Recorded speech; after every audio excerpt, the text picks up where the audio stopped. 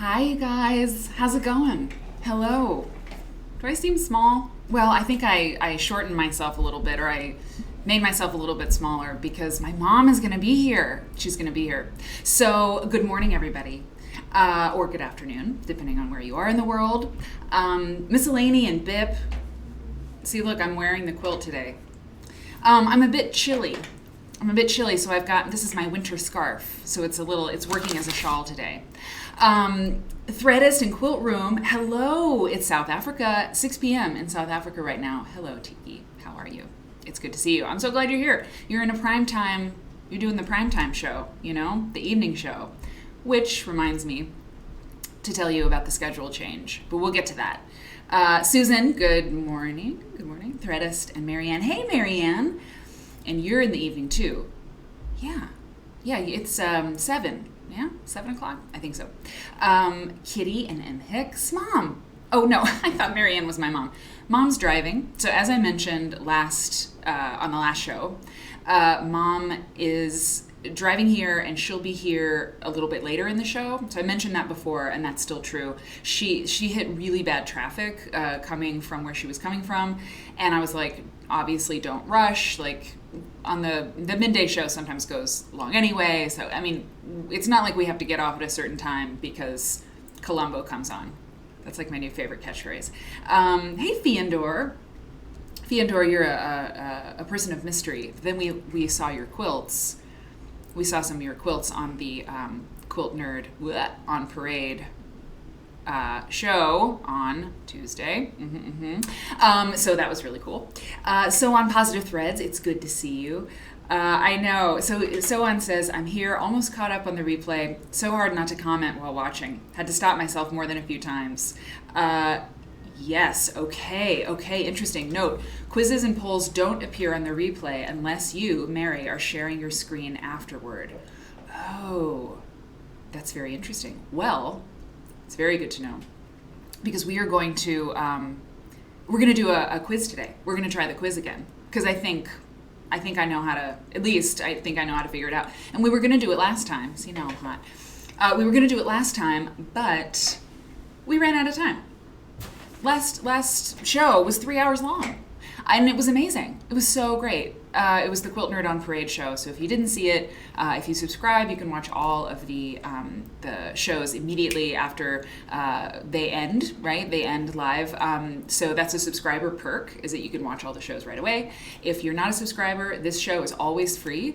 And then I upload the episodes of Quilt Nerd onto YouTube, so you can watch those for free anytime too. There's just a lag, right? So I get to uploading, a week or so after the show. But, by the way, one of my announcements on my Quilt Nerd content plan is that I uploaded the Quilt Nerd on Parade show today. I don't think it's live yet, but it's on the YouTube channel because it's all of your work and I want to share it. So I was like, I'm gonna do that. So every once in a while, we did that with another show not too long ago, and I think that's cool, right? Because it's your work. I want to share it with the world. Okay. So yes, the thimble next to your text box, that is, if you have a little thimble, that means you can cheer, or you can.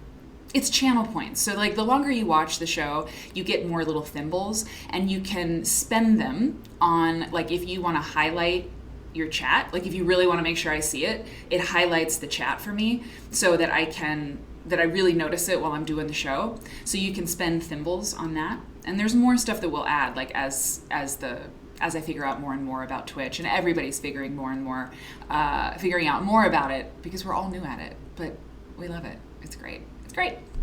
YouTube can't do this stuff. So Padma, good morning. And Padma notes that I haven't changed the Thursday time on the stream yet. This is the last 11 a.m. Central Thursday show. Because the show is still new, I'm still figuring out like what time slots are best. The evening shows do really well.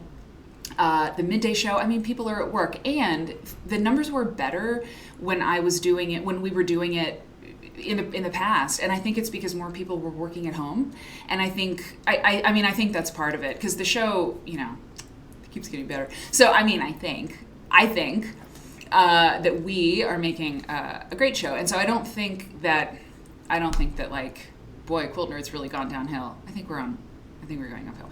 But I think, stuff's opening. Look, we got an office. I'm streaming from the office right now, and it's a co-working space, so I'm looking out into the hallway, and like, we're definitely attracting some attention as people walk by because I've got a green screen behind me and lights on and everything.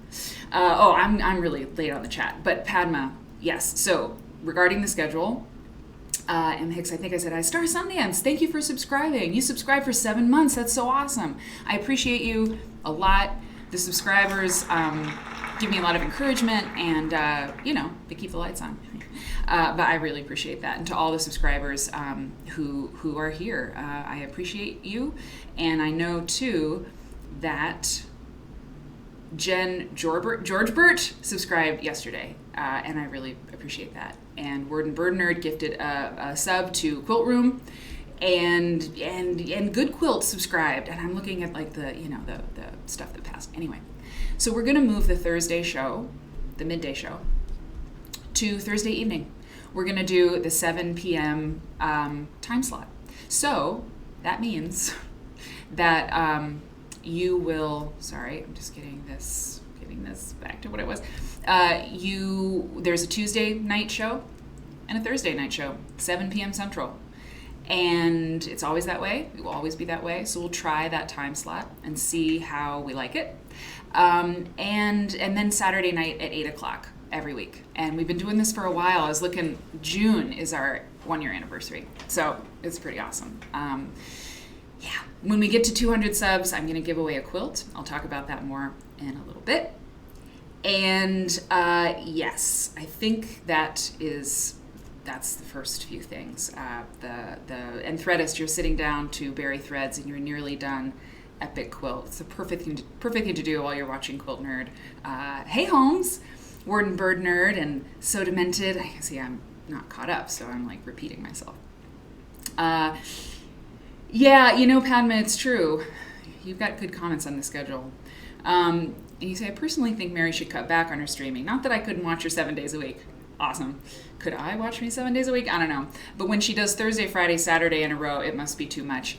It is a lot. I was looking at that.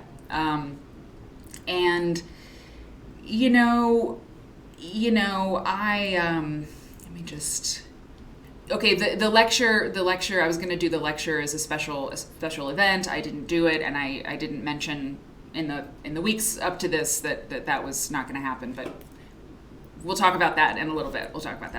But no, there was not a stream last night. Hey, NDH. Peace, love, puppies. If I haven't said hi to you all, I will definitely say hi as we go along. Thanks to all my mods for helping out, and all of that. Gosh, I want to do that. Mr. President, thank you so much for following. I saw that you followed, and welcome to the Quilt Nerd world. It's pretty fun. Bonnie's here. Gosh, hey, Just So Viv, a nun maker. Here but working. Lunch is in 45 minutes. You will have a good 45 minutes, I promise. So it is a lot when I do a Thursday night show now at 7 p.m. Central. The time today is changing. And then when we have Quilter's Newsletter Friday, that's a stream. And then Saturday night show at 8. We'll see. We'll see. And if it is too much for all of us, then maybe it'll be a Sunday social, on the weeks that it's not Quilter's Newsletter Friday. I don't know. I'm trying to figure it out. Like I told Eric, I'm really trying to build something, and it's got its challenges because it's a new platform, but I believe in it, and I love it. It's like my favorite thing to do, and I don't know.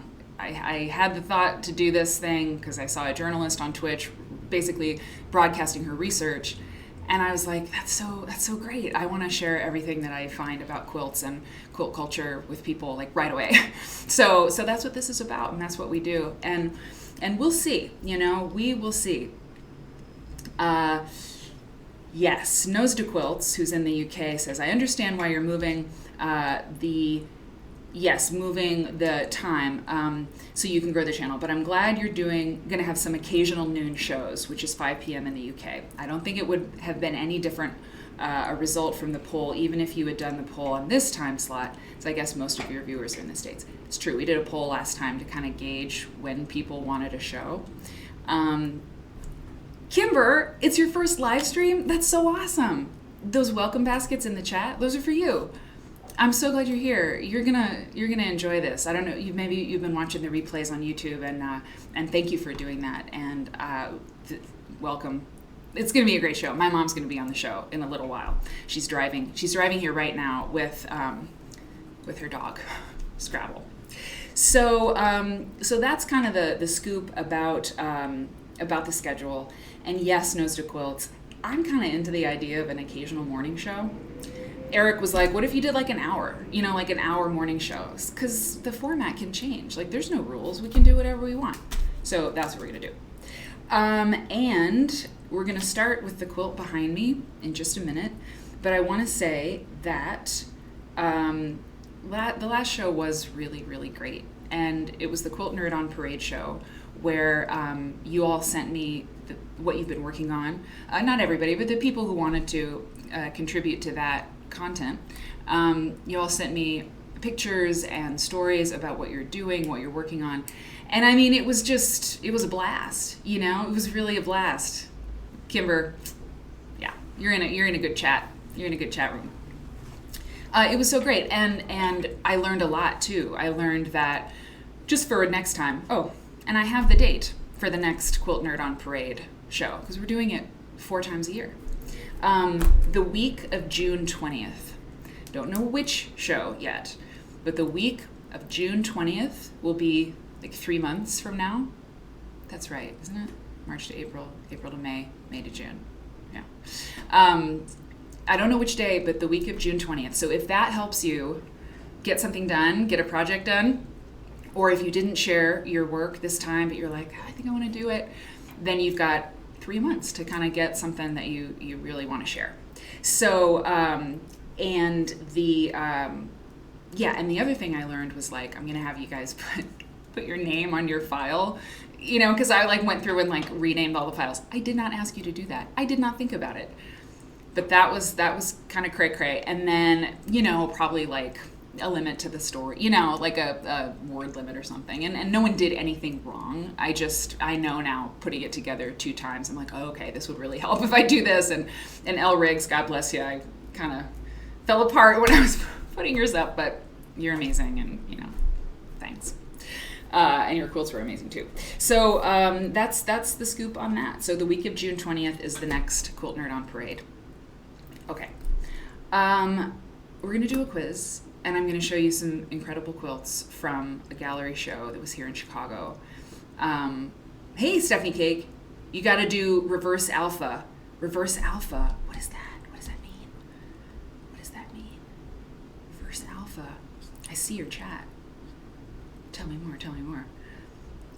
Kitty Hannah is working on sewing in some bra pads into some pajamas for your sister-in-law. Oh, she's breastfeeding and everything hurts. That's so cool. Those of you who know, you know. Yeah, probably. Yes. Okay. So mom's coming, and she's on her way, and then she'll bring the dog in here because it's a dog-friendly office. So we start every show with the quilt behind me. It changes every time, and it kind of like kicks us off into this quilt adventure. And we like this stuff because we get to like pretty much explore the whole world when we look at quilts. And this quilt is really interesting. And I like to keep the content very dynamic. So if we look at traditional quilts, one show, then we look at like art quilts, the next show, modern quilts. I need to give more attention to the modern quilts. I've been kind of, doing traditional and art stuff, which of course modern quilts are like both of those things, a lot of the time. So in fact, in this show today, we're doing both. We're doing traditional quilts. We're going to play a game with my mom that I designed last week. It's not too complicated. I'm going to have her I'm going to go through quilts, and she is going to tell us basically if they're hot or not to her. And she has the Stream Deck. She'll have control of the Stream Deck button board. And if she likes the quilt and would like buy it, or she's inspired by it, she's going to hit the duck key. And if she's like, kind of lukewarm on it, or she's like undecided, she's gonna hit the goose. And then if she's like, no, that quilt's not for me, it's great, but like, no, she's gonna hit the dog. She's not gonna hit the dog. Oh God. She's not gonna hit the dog. She is going to press the puppy key, okay? And I didn't even think about Scrabble being here for this show, but I put a dog sound in the soundboard on Tuesday. I put a dog sound in the soundboard, not knowing that there would be an actual dog on the show today. That's weird, okay? That's weird. Because Eric was like gonna watch Scrabble. I didn't know. Anyway, Deborah, your first live stream. So glad to see you and looking forward to seeing your mom. I am also looking forward to seeing my mom. It's the first time in the chat for Deborah. Welcome, Deborah. Anybody who's in the chat for the first time. Herb Slops, welcome back. And let's see, let's give a welcome basket to Deborah. Those are all for you, Deborah. And you know, if you lurk in the show, or if you just don't want to chat yet or whatever, it's totally cool. I listened to a live stream that I don't know. It's not a clique over there, but it's just like, I don't know. They're all really funny, and I don't feel funny, and so I just lurk, and it's great. But if you share, you will be welcomed. We're troll free.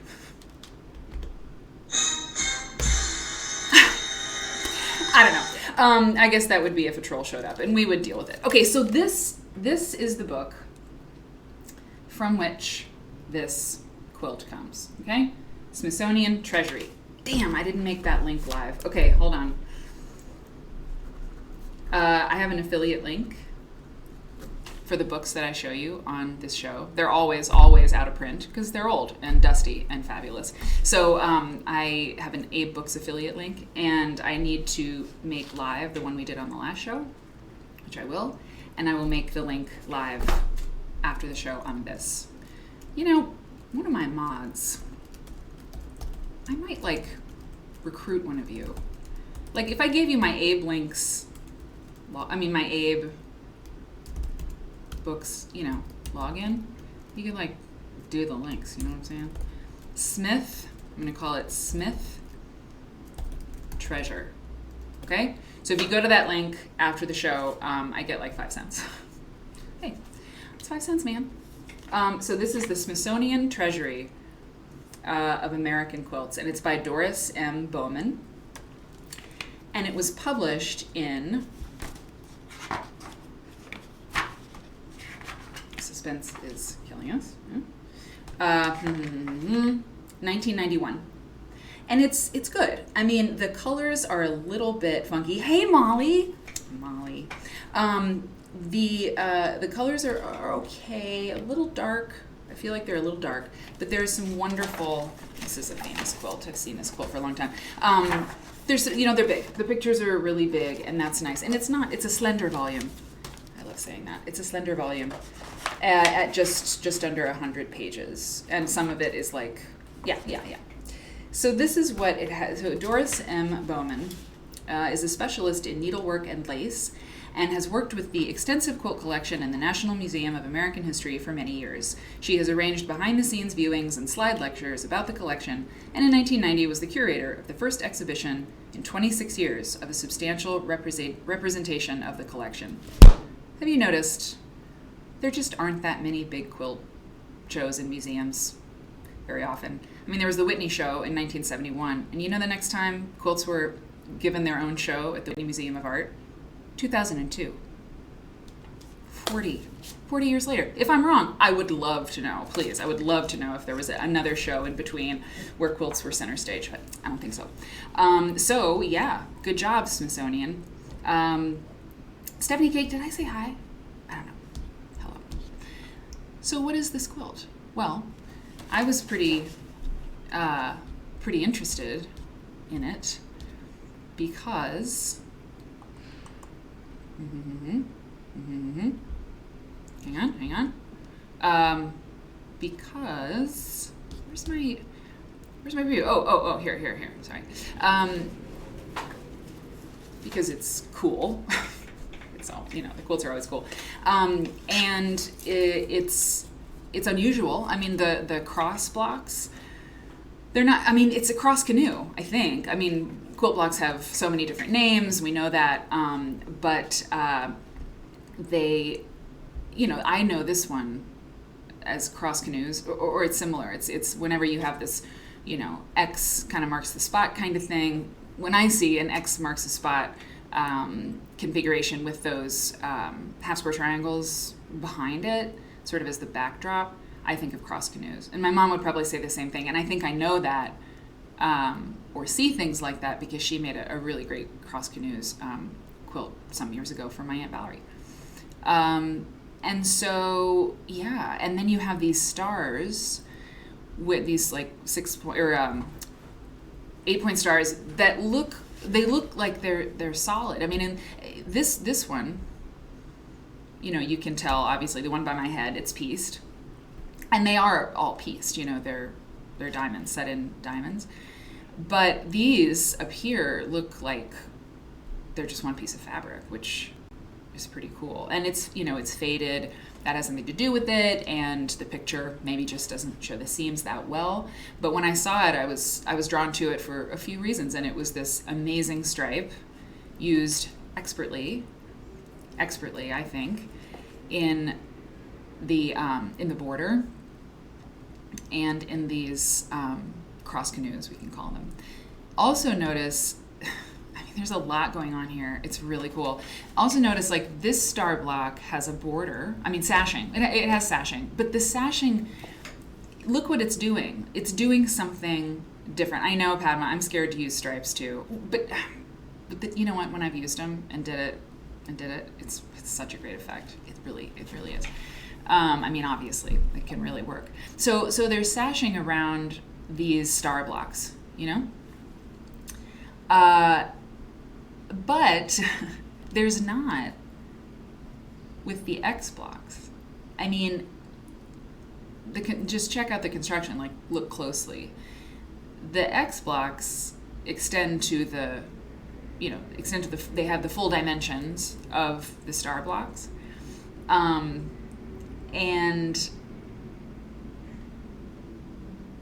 so, all the blocks are uniform, right, in their dimensions and their size.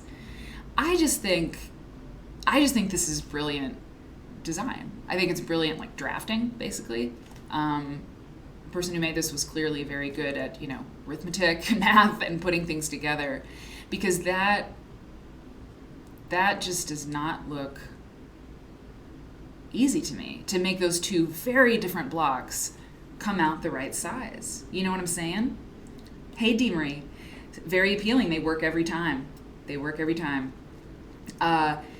So I love the way they intertwine too, Myra. I totally love it. And okay, I just noticed one thing up here. There is this little line of, like, look at the top of the cross canoes, like just between the border and the block. And by the way, if people just came in, hey, Joyous Vibers, if anybody just came in, my mom is coming to the show.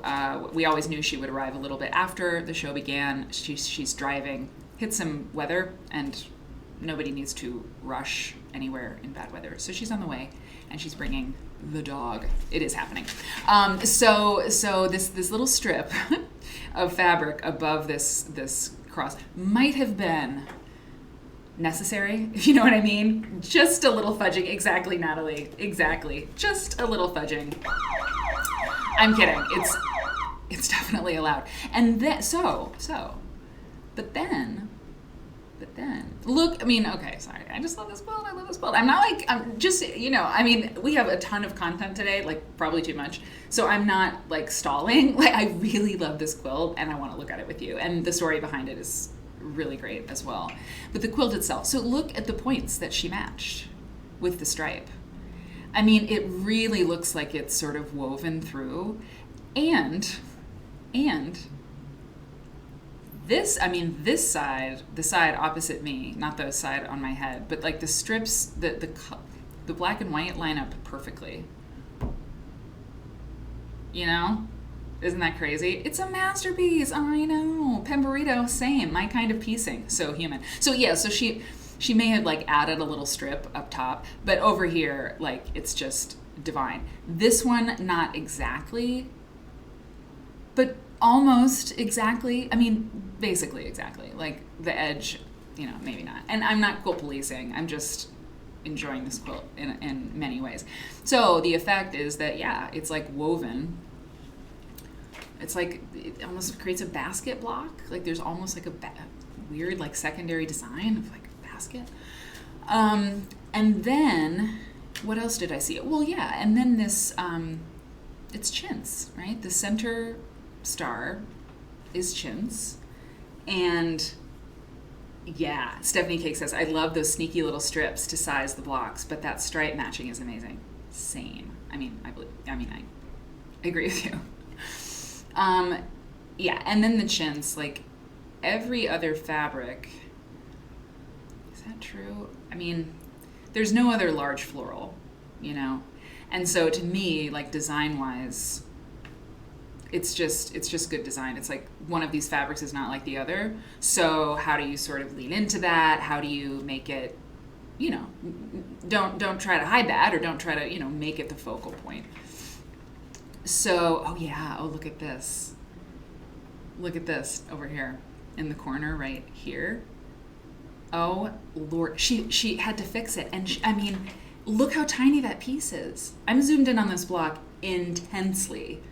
You see this little, oops, like, ugh, but it's like perfectly sewn. Anyway, it's a great quilt. I love the stripe. And you know what? Looking at it, it's like, I don't know if ticking is the right word, but I think it's like coverall material, maybe, because I can see like the nap of it, can't you? Like it's different. Totally. Or a twill. My fabric people, what do you think? Marianne says, I think the stars had borders added to them to make them the right size. Or did we say that already? Yeah, we said it already. And I think Marianne, I think it was, yes, 1,000%. Like it was a way to make all the blocks uniform. But I don't know. I just feel like it was part of the design thing, from the start, that it was, anyway, we don't know. Little bit up on the edges to make the border work.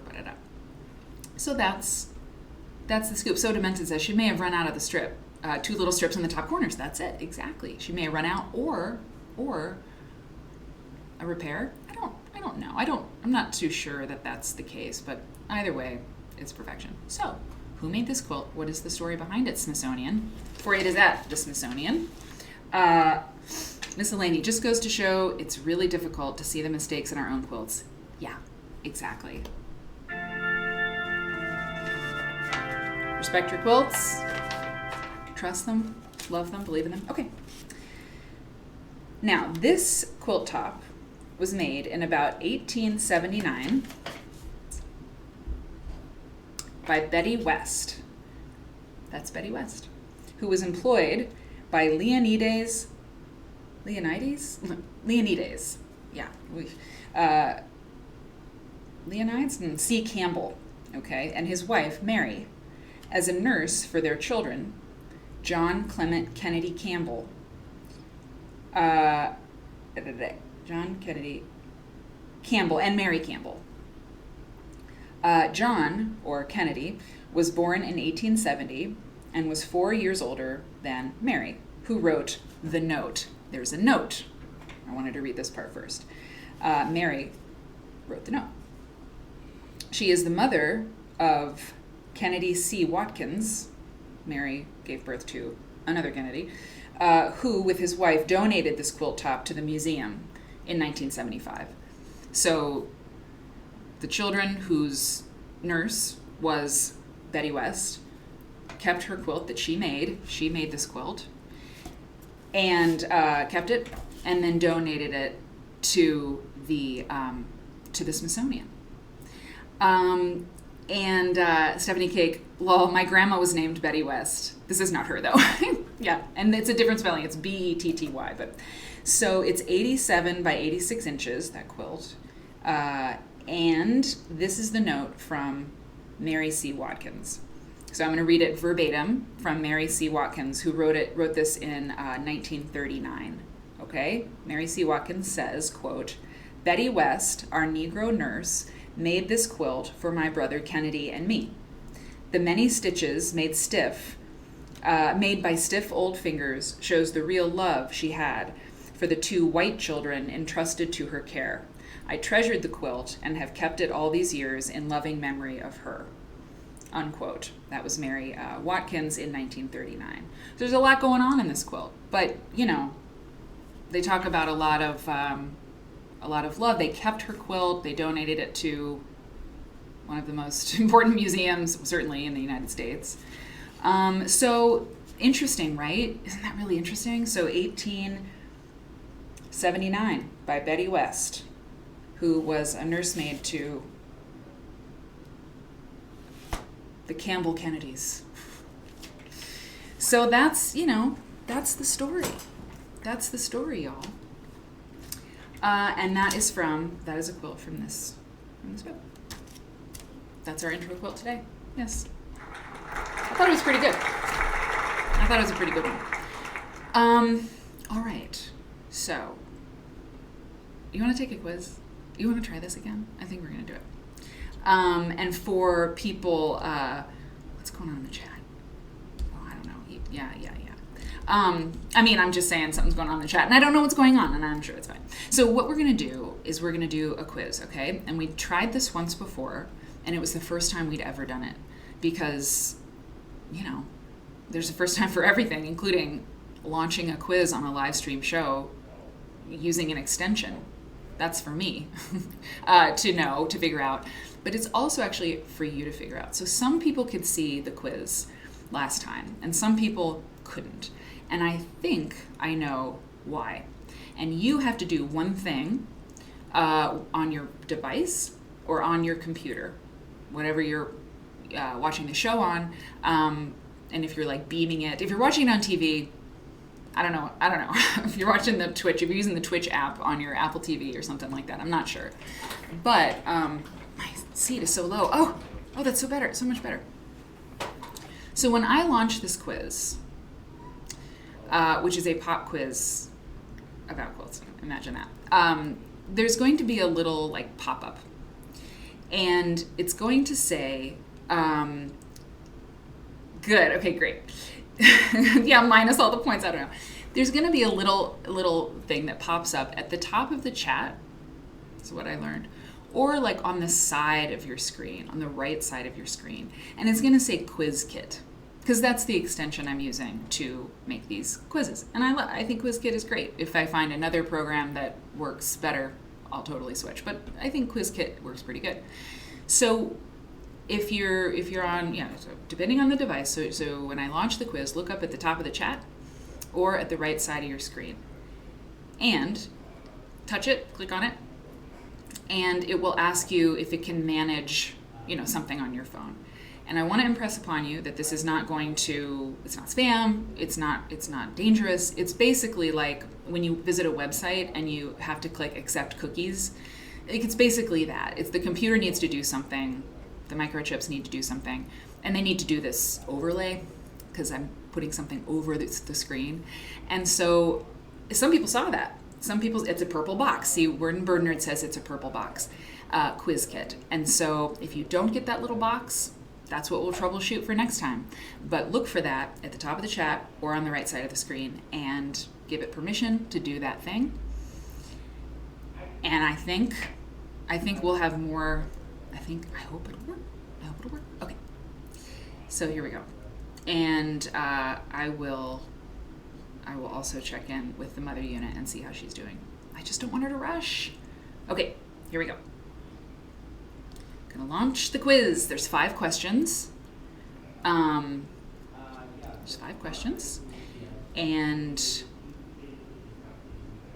yeah, okay. Just realized I did one thing. So, okay, talk amongst yourselves. I have to look at something. I have to look at a thing. And everything's configured, but I want to make one change in the quiz, in the Quilt Nerd Pop Quiz. And Yes, that's very good. Okay. And we're going to do this.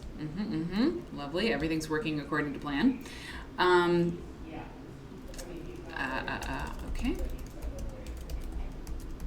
Lovely. That's good. That's perfect. Okay. Yep. Okay, we're good to go. Confirm. Yeah. Save quiz. Love it. So I'm launching the quiz. So get ready. And last time there was some, I don't know, the points that you scored were in the negative 10,000s. I have no idea. I have no idea why. Okay, start quiz. Here we go. And I will pull up the results up on the screen. That was a really good tip. Okay, my quizzes. Quilt Nerd Pop Quiz. Select. Start quiz. Start quiz. Okay. To view player names. Okay. Ask viewers to manage access by clicking the quiz kit icon. Okay? And it says sending rules to players. So that's what's going on. Okay, now I'm gonna arrange things the way I need to do it. Okay, start game. Gotta get the chat back so I can see all the things that are going wrong. Okay. Do you have is it there? Is it there? Start game? Okay. So the question that I believe should be appearing, and there's 30 seconds. Great. There will be 30 seconds for you to answer it. And I'll just say, in case you don't have that, I'll still read the question and the selection so that you can feel a part of this, even if you can't click the button on your screen right now. From what country did our intro quilt image come from on Tuesday night's show? From what country did that baby carrier come from on the show on Tuesday? Was it Russia, China, France, or Japan? Oh yeah, we're in an office and there's somebody on the phone. Maybe one day we can get like some sort of sound barrier thing. Okay, so there you go. That's the right answer. China. Okay. Some people, it's working for you to play the game. And that's great. That's really great. Show the scores. Question score. Okay, contestant 24. See, look at this. You scored like, why is it like 25,000 points? They didn't ask me about why that's the thing. I mean, it wasn't like, do you want to scale your points in, tens of thousands? I have no idea. Okay. You think you're already wrong. I mean, and if your name doesn't show up there's a, when you click that little button, we'll work it out. There's going to be more quizzes because I think they're really fun. Okay, next question. Oh, I can't show you that because it shows me the answer. Next question. Who is going to be in town on Thursday and hopefully be joining us on the show? She will. She's just running late. Is it the Ghost of Christmas Past? Is it Marianne Fons? Is it Jenny Doan? Or is it Madonna? So on positive threads, it seems to be timed. I was fast and wrong at negative 23,000. There's 30 seconds to answer the question. It's true. So who's going to be in town on Thursday and joining us on the show in just a little while? Ghost of Christmas Past, Marianne Fons, Jenny Doan, or Madonna? Herb Slops, I wish. Okay. And the answer, oh wow, okay, this is great. 23 people were able to access the quiz and everyone got it right. I think that's good. If you hadn't got it right, I don't know what to tell you. Okay, M. Hicks says, the quicker you answer, the more points you get. That's so good. It's a very good tip. So the quicker you answer the question, the better you do. And there's really good tips in the chat right now. If you're on a computer, Word and Bird Nerd says you have to move your cursor over the screen to get the purple quiz box to show. Okay. This is like the second time ever, so I really appreciate you helping out and figuring this out. You can't do quizzes on YouTube, so. Okay, here we go. let's go to the next question. Okay, whoops, sorry. All right, okay, next question. Next question. What fabulous company is launching the Patchwork in Prose Bookish Block of the Month program? Oh, a week from Wednesday. On Wednesday. On Wednesday. This coming Wednesday. Okay, I made this quiz earlier in the week. So on Wednesday, which company is going to have the Patchwork in Prose Block of the Month launch? Is it Quilt Winery, Quilt Folk, Quilts Inc., or Kettle Chips? Who is doing that Block of the Month starting on Wednesday? This Wednesday, actually. Beastly Richard is batting 0. You know what? For people who can't access the quiz yet, who are still working that out, 0 is okay. They're wishing they had 0 because it's like, nah, I want to do the quiz, and it will happen. Okay, Kettle Chips needs to launch a Block of the Month for Quilt Nerd. 1000%. I agree. Okay, I'm going to reveal the answer. And survey says, awesome. So many people got it right. There's just one person who got it wrong, and you know what? Oh yeah, I can show. Oh yeah, I got to show the scores. See, that's really fun. I mean, I don't want to point out who. Oh no. Oh wait, no. Okay, Pemberito, you answered fastest. So yeah, M Hicks is saying you answered fastest and you were right. So you hit the top of the board. Oh, you know what? Somebody might have said this, but you know why it's 28,000 bazillion? It's because you have 30 seconds to answer the question. That makes sense. I didn't get it wrong. My finger's too big. Oh, peace, love, puppies. God bless you. God bless you. That's why, right? Because the quicker you answer, the more points you get. So on Positive Threads did say it seems to be timed. And you were fast and wrong. Okay, yeah, so you were fast and wrong, so you got a negative 23,000. But I think that's what's going on. Did I get the nerd apple today? Have I ever gotten it before? I don't know. All right, there's 2 more questions left, okay? This is very interesting. I think, you just gotta practice. Practice makes online live stream quizzes perfect. Okay. Next question. 4 out of 5 questions. This one. Where in the world is Mary? London, New York City, Washington, D.C., or Chicago? Where in the world is Mary? London, New York City, Washington, D.C., or Chicago? I think part of the problem was I was reading the question too slow because I wanted to be clear, but that's wrong. So where am I? You better answer. You got 12 seconds left. And yeah, I mean, you got this. Yeah, if you're going to be wrong, take your time. Holly says exactly. If I missed other people, oh my God, Star Sundance, you said it. You said it. Star Sundance said it before I did. I missed it. I'm going back through the chat and I just saw it. So Star Sundance, you get the nerd apple. I have it. It's not right that I should have it. Okay. So what's the answer? What could it be? Hold on. Here it is. Okay. Boom. Chicago. Chicago is the right answer. Everyone got it right. Everyone got it right. 100%. 100%. That's very good. That's very good. That's very, very good. I'm very proud of you. And let's show the scores. It should be, yeah, look at that. Look at that. So the fastest on the draw was contestant 18. And I believe your name will show up when you sort of you have to manage that extension. There may be another thing that you have to say, yes, you can do this on my phone or something like that. And then your screen name will show up like it's doing for some other folks. So this is better than Wordle. Homesmaker, I'm so glad. You see the question way before I read it, Ivy Kadavi. Very interesting.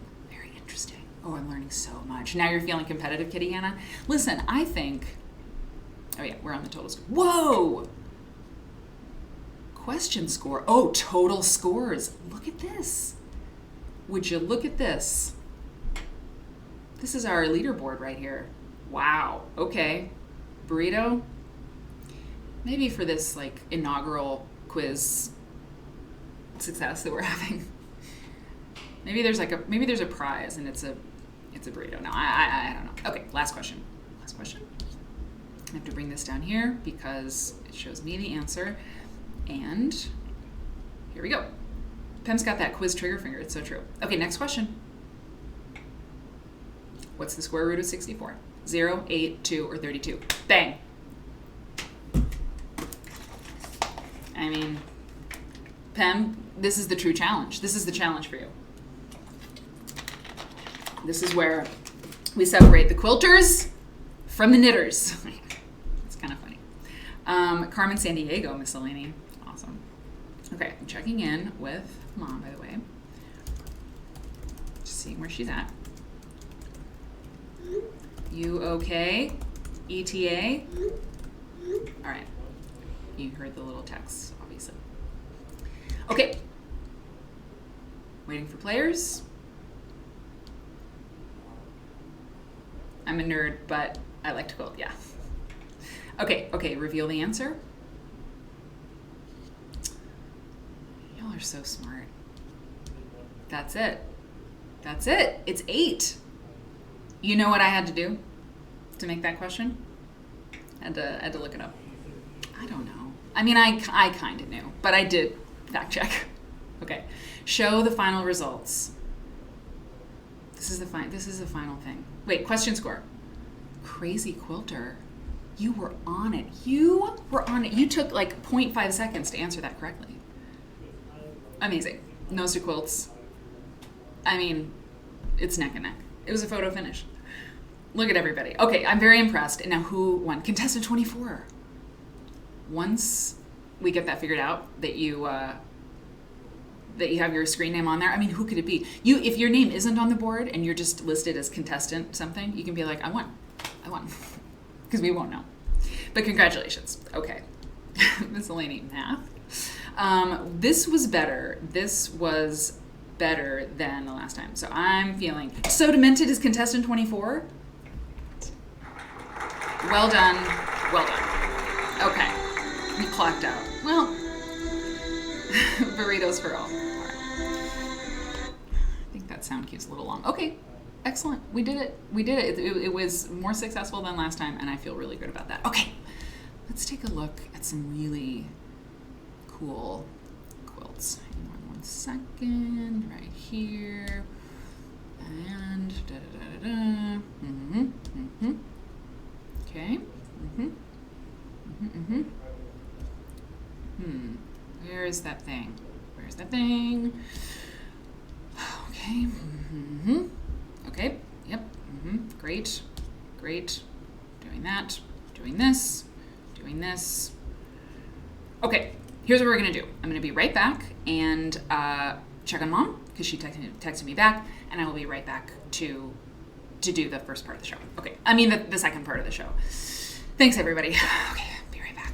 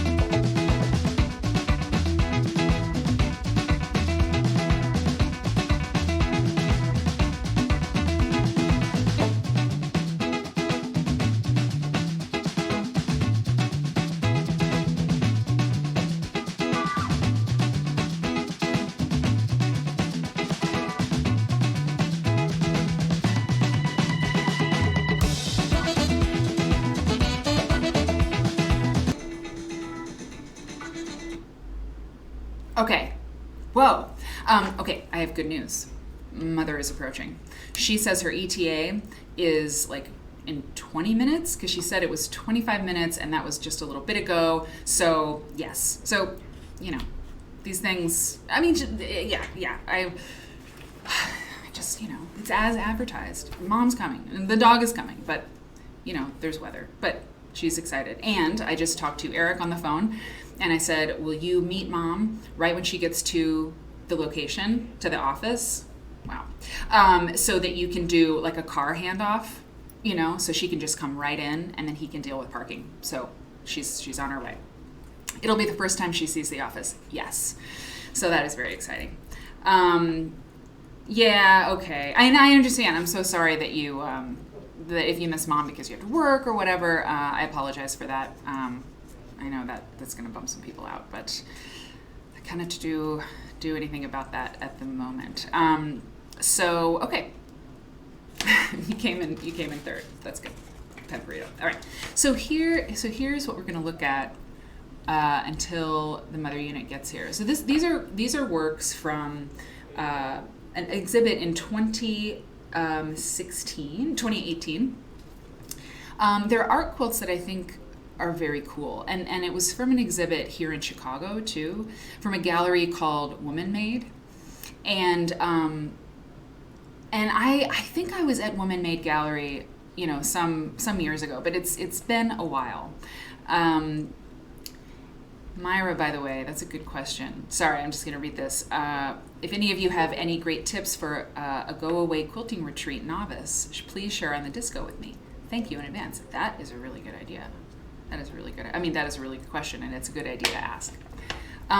So Womanmade Gallery is, it's been around for a while. I don't know how many years. 1992, it did say this. And I'm going to read to you about it. And then I'll read to you about this show, which featured a huge array of quilt makers and fiber artists from Chicago and beyond. It wasn't just Chicago, I believe. Okay, Womanmade Gallery is a space for women and non-binary artists, including trans women and feminine identifying genderqueer artists. We welcome artists from our local community, regionally based and around the world. I did not know that. I did not know that about Womanmade Gallery. That's cool. Since our founding in 1992, WMG has shown the artistic work of over 9,000 women and non-binary artists in 445 exhibitions. 9 exhibitions are, I know, the houses have faces. I know, they're great, right? WMG boasts a membership of over 300 artists annually.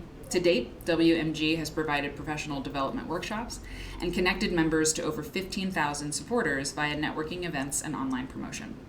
WMG hosts conversations on the issues that matter most to women, and that makes sense of the world through a feminist lens.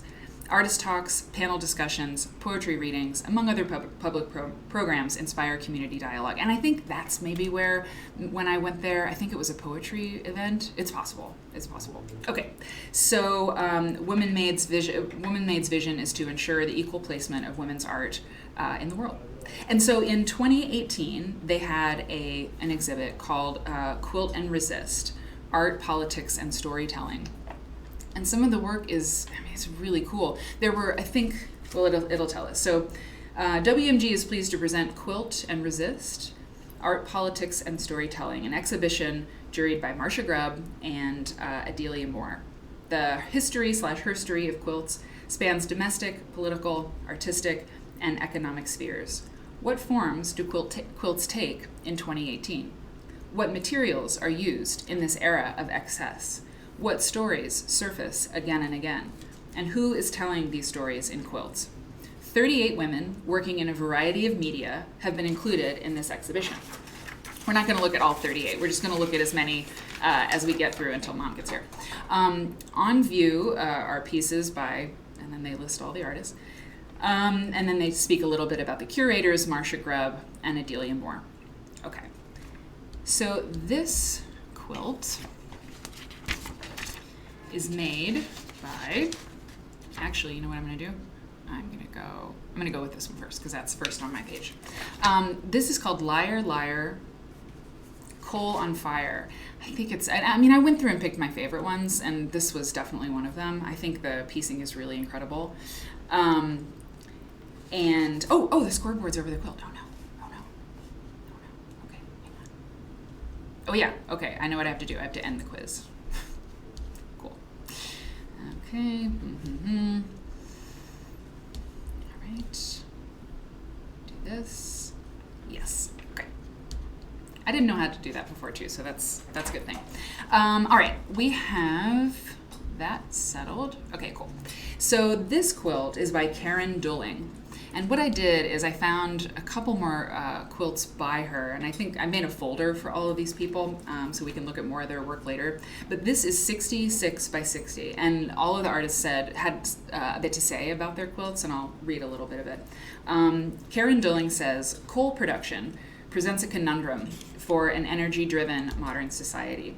Scarred earth, dirty air, and fractured aquifers are byproducts of the coal industry. Coal is among the dirtiest forms of energy and a contributor to greenhouse gases in the atmosphere, threatening the climate and human health.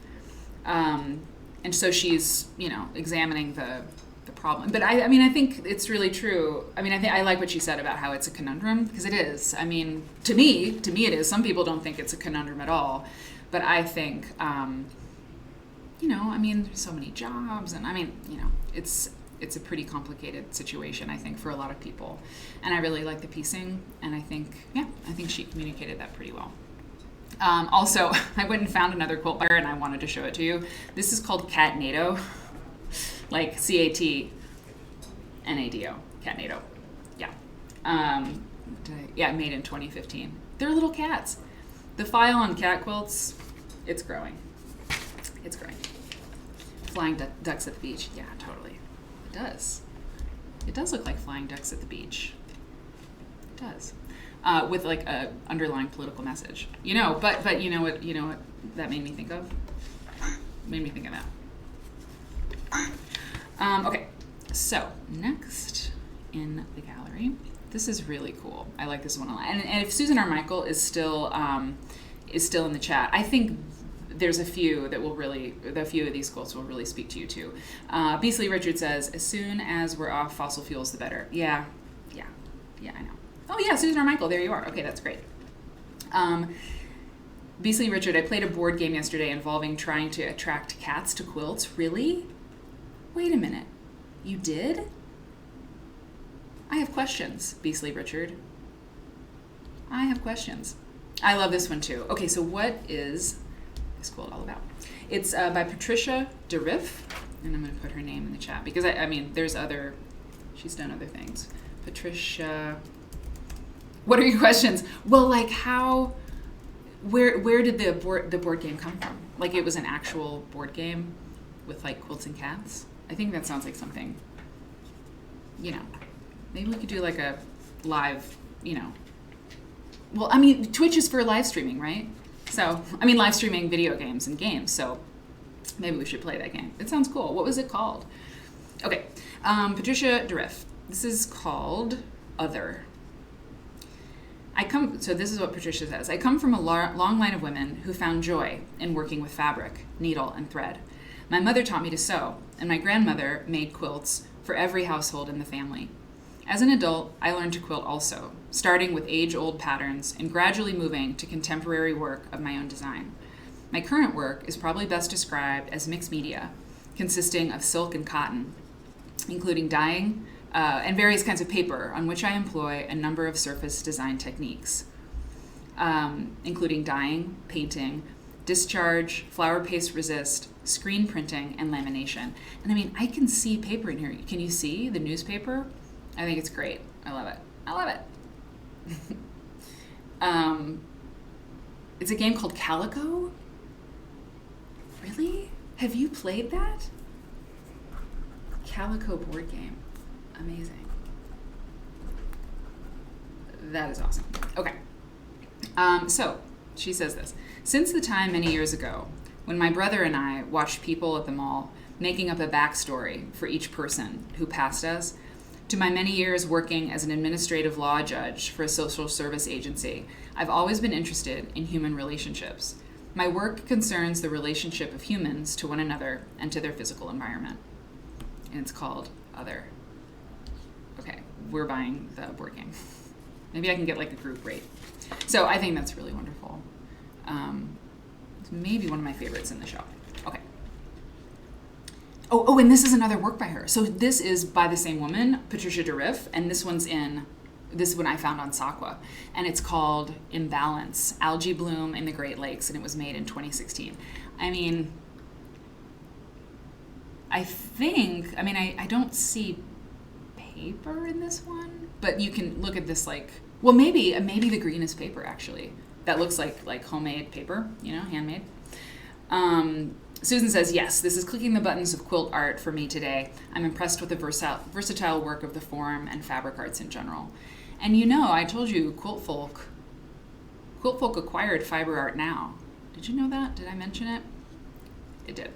And so that's exciting because it'll take, the magazine's great, and we're going to add even more to it and share it with quilt people, because I think more quilt people would be open to looking at fiber art stuff if they had, if they knew about it. Okay, so this is by Leland Burnham. It's called I Know a Village. I Know a Village. And Leland says, so it's 40 inches by 40 inches. And it says, she says, quilt making has been my way to say I love you to family and friends for 40 years. Almost all of my quilts are gifts that mark a birth, a wedding, a graduation, a birthday, or similar rite of passage. My picture quilts are hand appliqued, hand embroidered, and hand quilted. That intensity provides a great deal of time to meditate on the recipient, our relationship, and the stories we share. I believe that as the quilt grows, our bond is strengthened, and the finished product becomes a symbol of our future. That's pretty great. I really like how she said that. I like how she said this. That intensity, right, of all the handwork that she does provides a great deal of time to meditate on the recipient, our friendship, and the stories we share. That's great. And she's got a picture, right? She's done the silk screen picture thing too, which is interesting because it's in stark contrast really to the little figures. Look at this little guy. Look at that little shorty. Great. So that's called I Know a Village by Leland Burnham. Manor Park. Somebody is by Manor Park? Is that what you said? Yeah. Calico is a pretty solid game, Beasley Richards says. Easy on the rules too. It's good. Okay. So this one. Okay. This is interesting. I haven't read any of these things because this is this presentation. It's not a presentation. It's a exploration. That's what I like to say. So this is by Sharon Havelka. Sharon Havelka. It's called Petrified. And what we're seeing, I think, and we'll read what Sharon has to say about it, but it is, it's like it's coming off of the wall. Yeah, you can see the shadow up here on the side. So it's sort of bowed out, or sort of like a bowl, which is very interesting. And it's a spiderweb block. So very traditional in its construction. And Sharon Havelka says of Petrified, that she doesn't say much, but this is what she has to say. If a quilt were petrified, wow, that's so great. If a quilt were petrified, to be gradually converted and replaced with minerals while retaining its original stem tissue structure, ossified, incapable of change, unable to move, at the edge of a precipice, frightened, terrified. That's what this quilt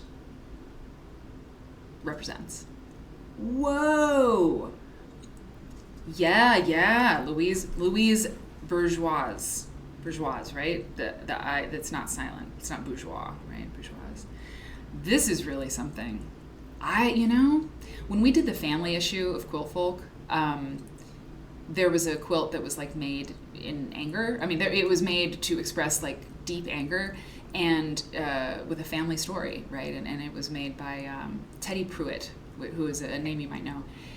And it was so interesting because, most of the time, quilts are symbols of love, and they're soft and warm and comforting, and they represent all of these good emotions usually. Even if it's grieving, that's a healing kind of thing. But this quilt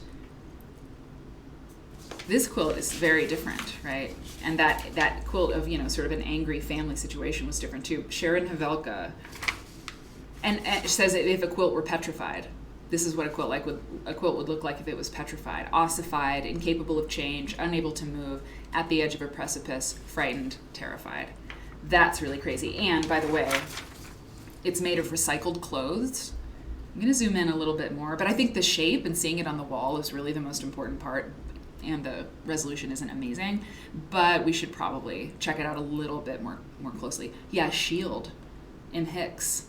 And Kelly Naher both say it looks like a battle shield.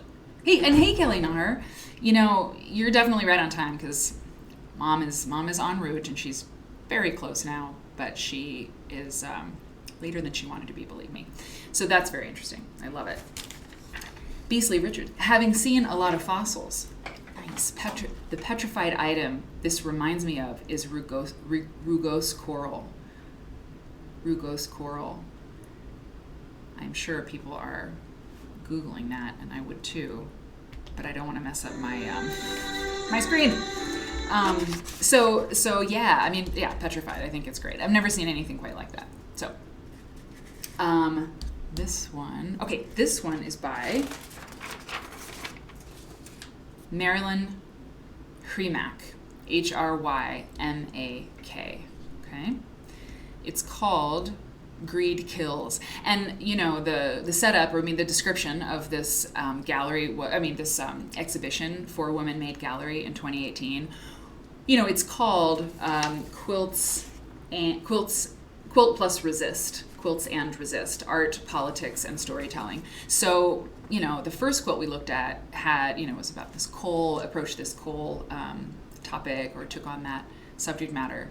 But the last few quilts have not been political, you could say. They've been certainly personal and things like that. So it's really a blend. And that's what I liked about the show when I was reviewing it and making my folder of images.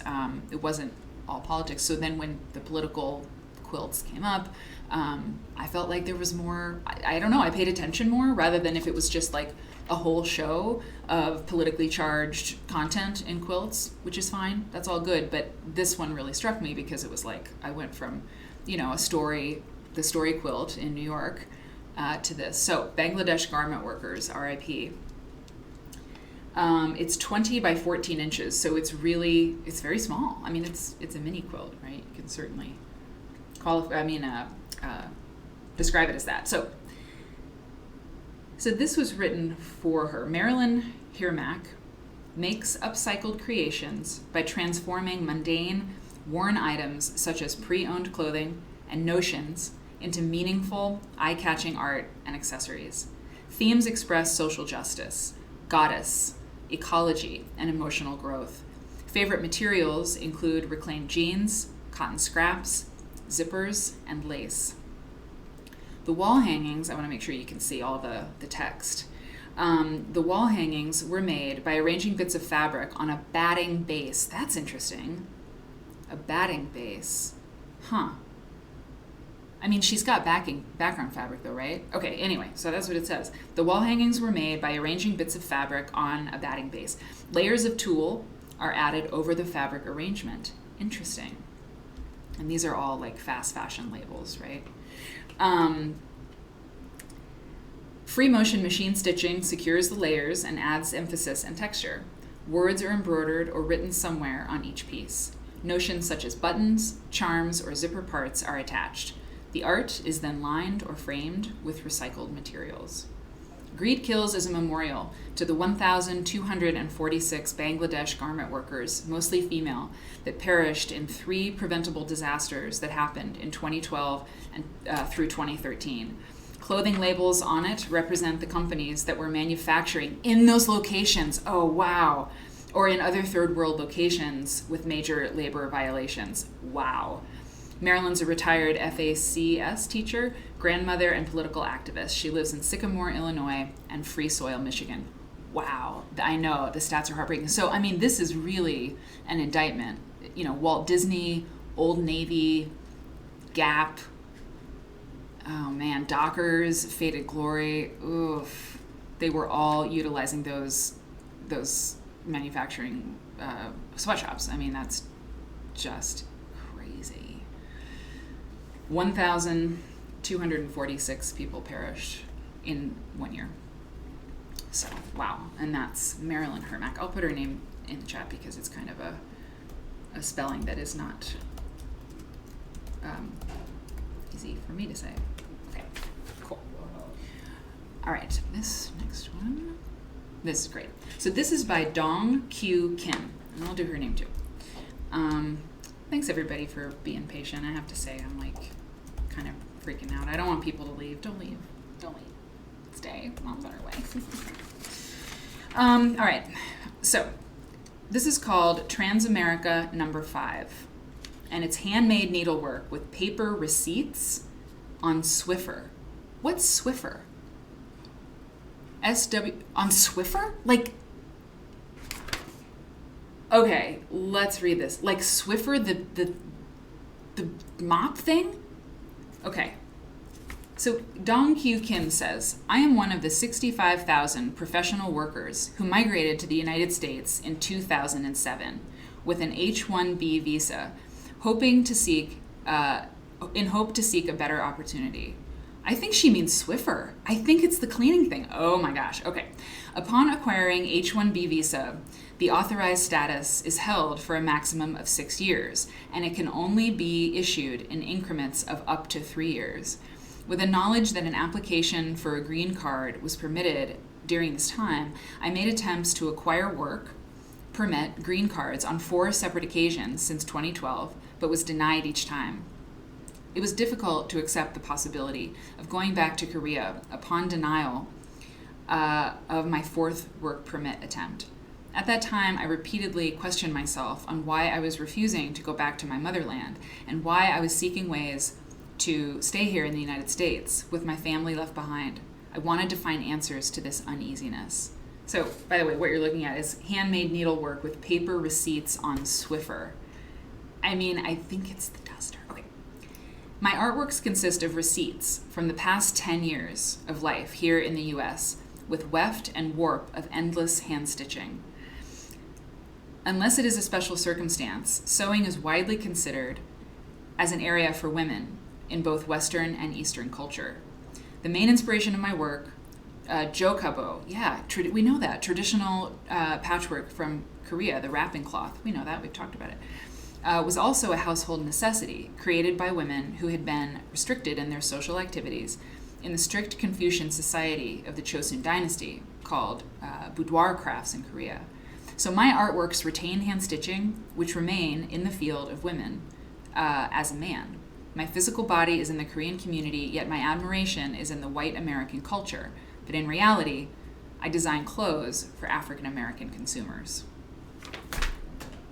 Okay, wow. I mean, I think it's really Swiffer, you guys. I think it's stitched receipts because look at the edges. I think it really is. Yeah, she is clever. And the rainbow, like I just sort of realized the rainbow part. Like I didn't notice it at first. But yeah, the cleverness of the receipts and sort of, I mean, Swiffer, those dusters, it's pretty interesting material, right? I mean, it is sort of like a batting or a felt. It's pretty fabulous. Pretty fabulous. Okay. This one. Oh, this one I loved. Okay, this one is by Judy Kerpich. And this, she doesn't have a lot to say about it because, well, it's sort of, yeah, she doesn't have a lot to say. What she says is this. Oh, yeah, Tyvek. That's interesting. Yeah, interesting substrates, totally. Dryer sheets. Yeah, Swiffers are similar to dryer sheets in texture. Maybe that's like, and you know what I love? Sorry. I love dryer lint. I blogged about this a long time ago. Like, one of my favorite things to do is to scoop the dryer lint out of the thing. It's just really, really comforting to me somehow. I don't know. I really enjoy it. And that could be another thing. That could be, you know what, okay, seriously. If I make fiber art, if I ever do it, this is what I'm going to do. I am going to use Swiffer. I'm going to absolutely take Dong's Q, and Swiffer's amazing. Not the wet ones, but, the dry ones. And then Receipts is great, but, I want to make it my own thing.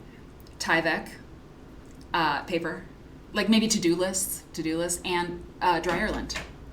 Dryer lint. I mean, I can sew dryer lint down, right? Hand stitch it into like interesting configurations. Word and Bird Nerd, we save dryer lint to light bonfires in the solo stove. Really? That's interesting. Holmes made paper out of dryer lint in college. Very interesting. Very interesting. That makes sense. It makes perfect sense. Kelly Naher, yeah, pardon my language, but, sorry, I just want to talk about this. Pardon my language, but damn, that's deep subject matter. Very nice work evading Estelle. Good job. Quilt room, remarkable, indeed. An Unmaker says, in college, one of the BFA students collected dryer lint for a year and lit it on fire? Really? That's a very like BFA thing to do, and I completely approve. Approved. And you do the same thing. What's a solo stove, by the way? Marianne, I promise not to collect dryer lint. I do. I promise. I will not do it, and I will not do ASMR at all. Not today. Not today. Trapunto with dryer lint. Yes. And depending on what you're drying, you'd get different strengths, right?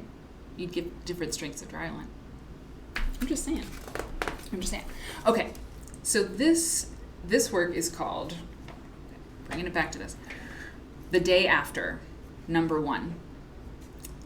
And then the subtitle is Orlando Pulse. Okay, so The Day After, #1, Orlando Pulse. It's hand-dyed cotton with thread. It's 68 by 55. And this is what Judy Kerpich says about it. And I'm going to put her... Thank you, Marianne.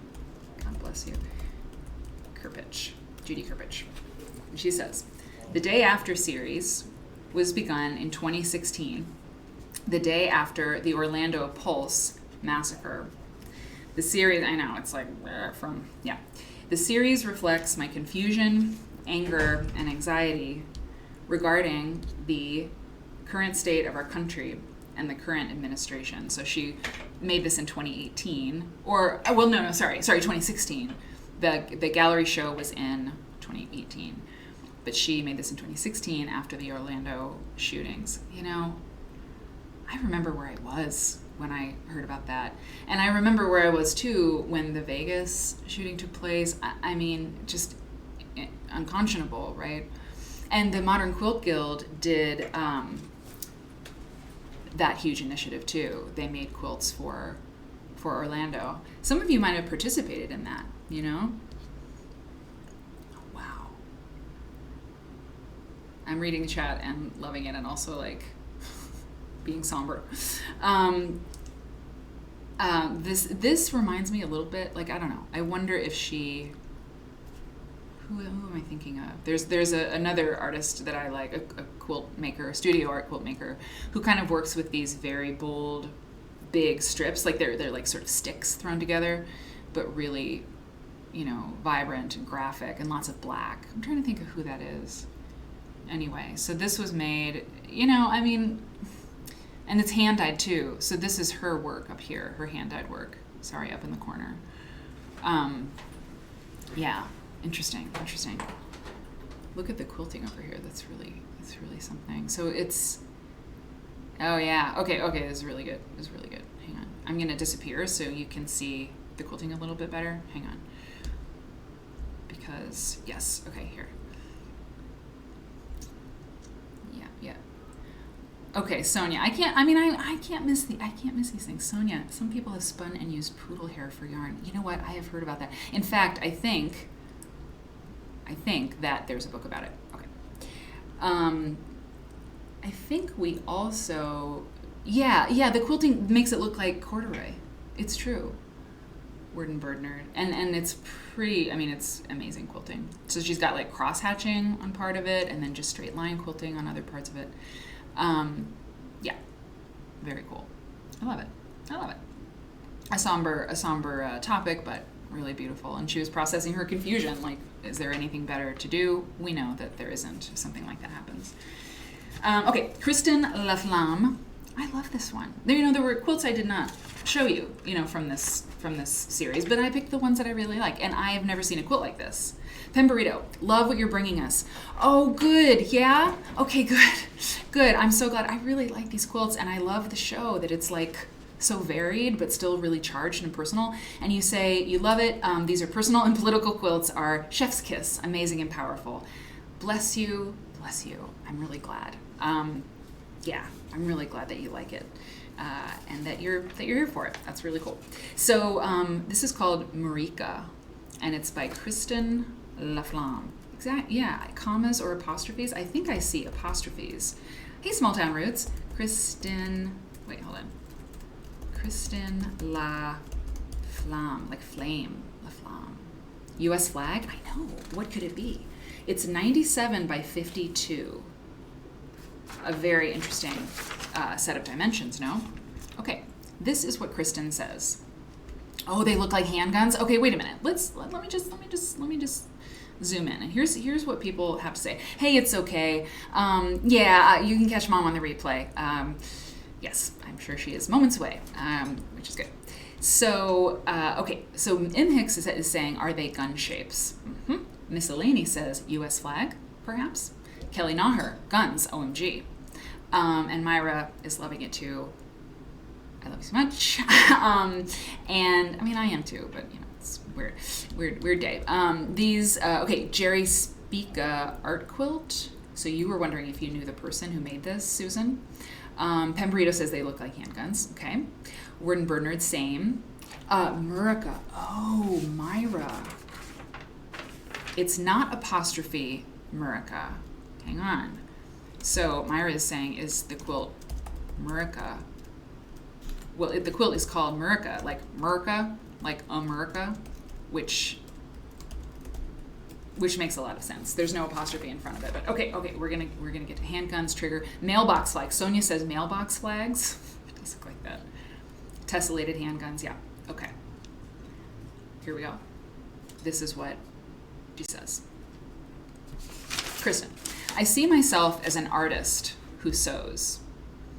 A love of travel and years as a military spouse with its frequent moves and opportunities to learn about various cultures informs my work with both with personal insights and social commentary. The cutting and restitching inherent in quilt making can be seen as a metaphor for the turmoil of military life. Wow, this is cool. This is really good. Hang on, I'm still hidden. I'm going to come back. I'm coming back. Otherwise, it's like a podcast or something. You can't see me. Okay, this is really good. After years exploring my personal story as an Army wife, my more recent work questions current topics of safety and security in American culture. I enjoy traditional quilt piecing by machine and varied hand embroidery embellishments, but am not opposed to using any technique or material if it is appropriate to the message to be conveyed in the artwork.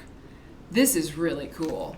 This is really, really cool. I love it. I mean, this history that she has as an Army wife and like visiting different cultures and how that's informing her work, that's awesome. I'm going to turn this to the side because I just want to see, oh my God, it's a flag. Did you see it? Did you see it? Did you see that it's a flag? The image was this way, y'all, on the gallery website. So I didn't turn, I think it is supposed to be hung. I mean, of course, it's hung the way it should be, which is like vertical. Yeah, this isn't the same. But I didn't see it. Beasley Richard, it took you a minute. Yeah, I didn't see it right away. Interesting. Yeah, okay. People, Star Sundance. I'm one step behind you, like one second behind you. Are the edges cropped? Yes. So on the side, the other side, sort of opposite of me, you can see the edge. But on the right-hand side, yes, the image that was in the gallery website was cropped a little bit. Hey, DD Brew Crew. Yeah, it's hung that way, Star Sundance says, in military environments. That makes sense, yes. Yeah, it's really great. And who said tessellated? Tessellated guns? That's exactly what it is. That's exactly what it is. Yeah, I love it. I really love it. M. Hicks, totally saw it right away, but I was married to a military man the first time around. I was too. He was in the reserves. Oh, we could share stories. Okay. Oh my God, the dogs got scared with the sirens. Good thing S.J. Pepper's not here. Okay. Got just a few left, and I feel like the timing is going to be perfect. Well, and you know what? Fadma, if Scrabble gets in here and barks, is that going to be a problem? And then what about this? Because we're going to play that game. I don't care if we're here till 3 o'clock. I'm playing that game with my mom. And you know what? If you are hanging out and doing stuff, sewing, whatever, maybe you're using a Swiffer. Maybe you took a Swiffer out of the cleaning closet and you are now sewing with it. Maybe you're inspired to mess with it. I feel like Susan R. Michael could be doing this. It's very possible. But you know what? And God. It's a good thing I got the gift of gab. You know what I'm saying? This could be a total crack up. Well, it is a crack up, but it's still fun. Okay. There's the thing on Twitch. You do 24-hour streams. Oh, yeah. And Eric and I were looking about growing channels and marketing and stuff. And the yeah, totally. Okay, good to know. Okay, bye DD Brew Crew. Okay, thanks for coming.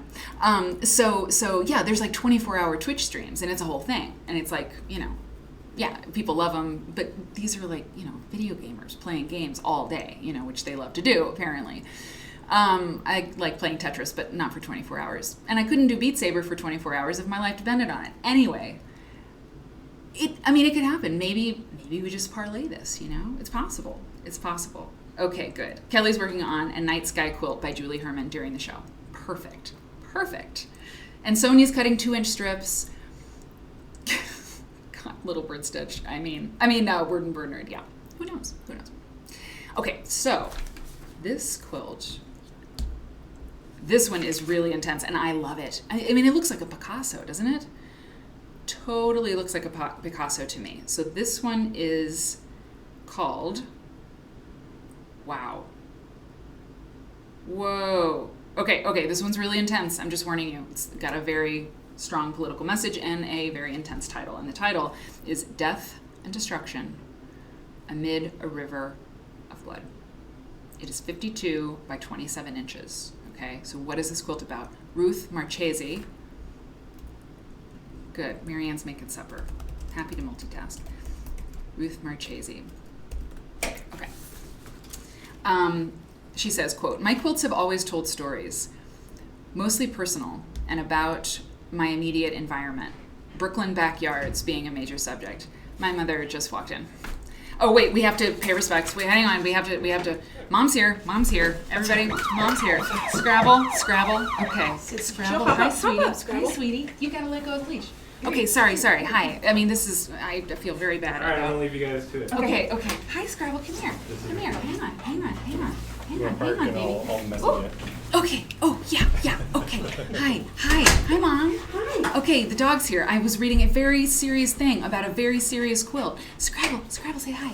Hi. Oh, I'm so glad you're here. Hi. I'll pull this chair over. Okay, yeah, you gotta pull the chair over. Is this Eric's chair? This whole place is yours? Yeah, the whole place is ours. Okay, just hang on. I really don't want to be disrespectful to Ruth's quilt. You know what we're going to do, though?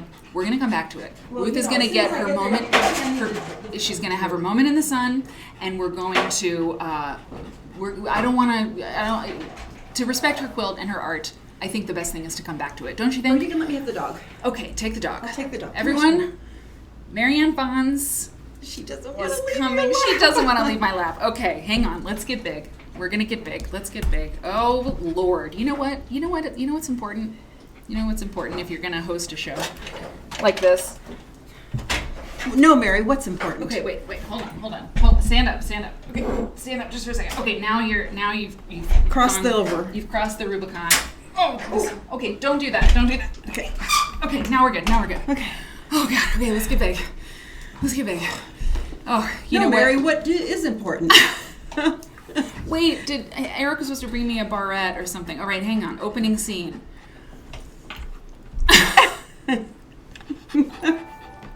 Hi, everybody. Gamer Granny, God bless you. This is a crack up. This whole show It's nuts. is insane. I've got to try to do. Scrabble's licking me. She's licking me. Do many dogs come on the Twitch? I don't know. We've got a little bit of weirdness in the green screen. I don't care. I'm not doing anything about it. I'm not doing a damn thing. Hi, Mom. Say hi to the people. So you got to look up there. Hi. Oh, I had such a time. I left Green Bay in sleet and snow. And it was awful. 30 degrees, but yet no ice. And then it got better. It got better. So, yeah, I'm so happy that you're here, and I really do genuinely love doing the show. And I wasn't stalling. We had great content, and people were loving it. But I felt pretty bad that, maybe I should have gone on an hour later or something. Scrabble is licking my hand. No, it's fine. I'm going to give her some water. I think she's thirsty because I gave her a sausage for Okay. breakfast. Well, she shouldn't lick my sweaty palms then. Yeah. My sweaty palms because I was, wow, God. Okay, enough. My brother-in-law. You want a drink? You want a drink, Scrabble? She's like, no, I want Mary. You want to have a drink? And she's like, I'm trapped in this place.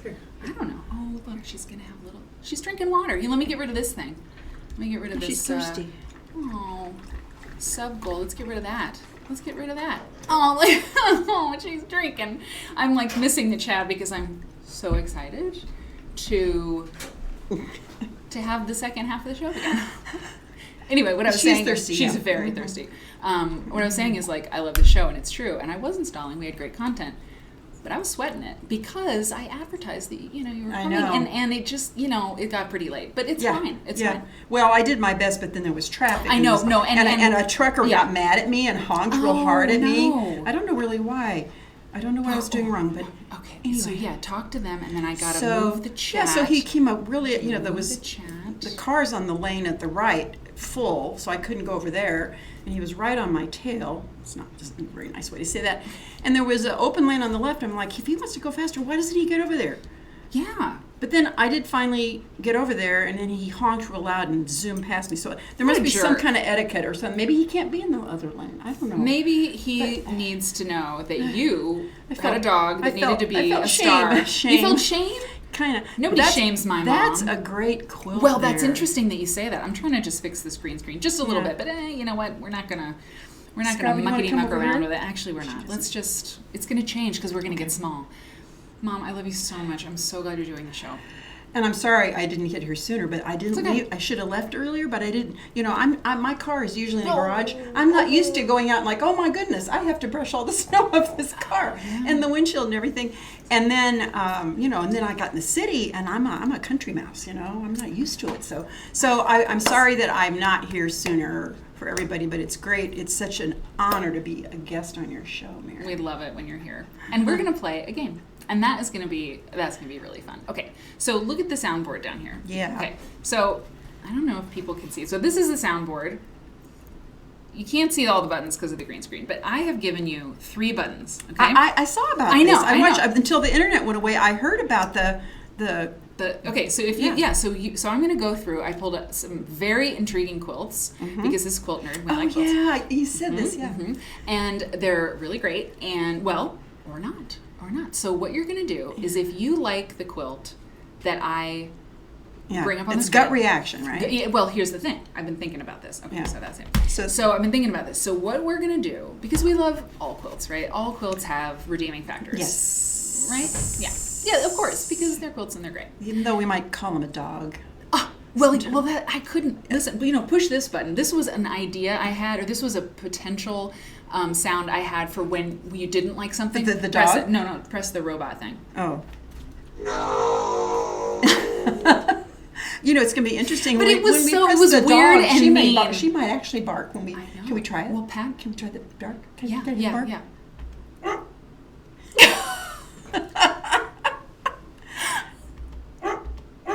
Mom, don't! Oh my God, Padma's got dogs. Okay, and listen, everybody, by the way, is so happy you're here, and I'm glancing in the chat over a dog, and everyone's just really happy. It's got to be hard to do that because you're trying to look up here, but then you have to read that. It's I don't see how you do it, honestly. It's wild, I and I don't usually have an animal on my lap, but Yeah. I'm so happy. So okay, so anyway, everyone's saying hi, and Padma says thank you for braving the sleet, the truckers, and all to get here. And the city, the grid, GPS. I'm from the generation. Some of you maybe where we, they talk about.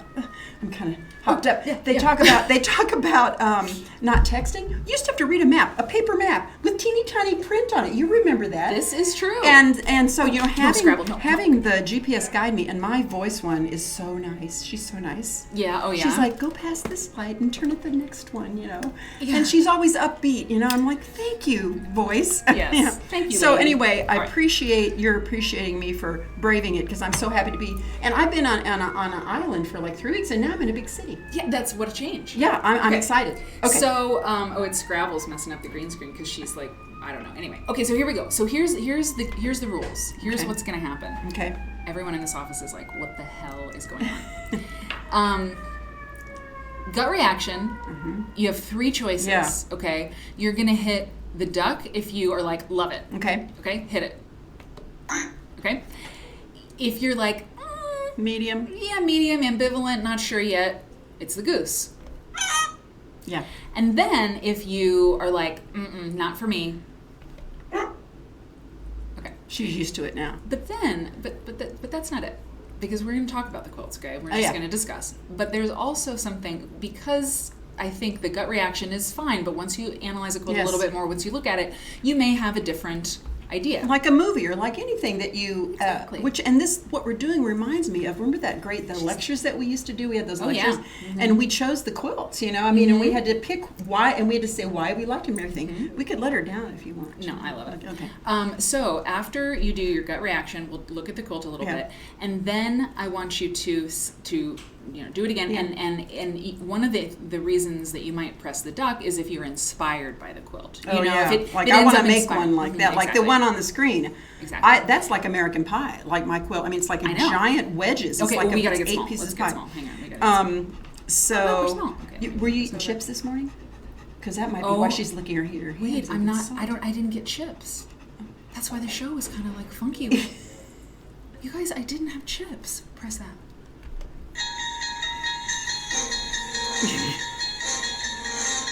And I had That's chips weird. in the car, and I didn't bring them. Oh well. Okay. I didn't get that memo. So you Okay. are into this quilt, right? Yes, I Okay. love it. You love it. Let's take a look at some details. And you made a quilt that is similar. Wait, no, you gotta hit the duck. Where's the duck? Oh.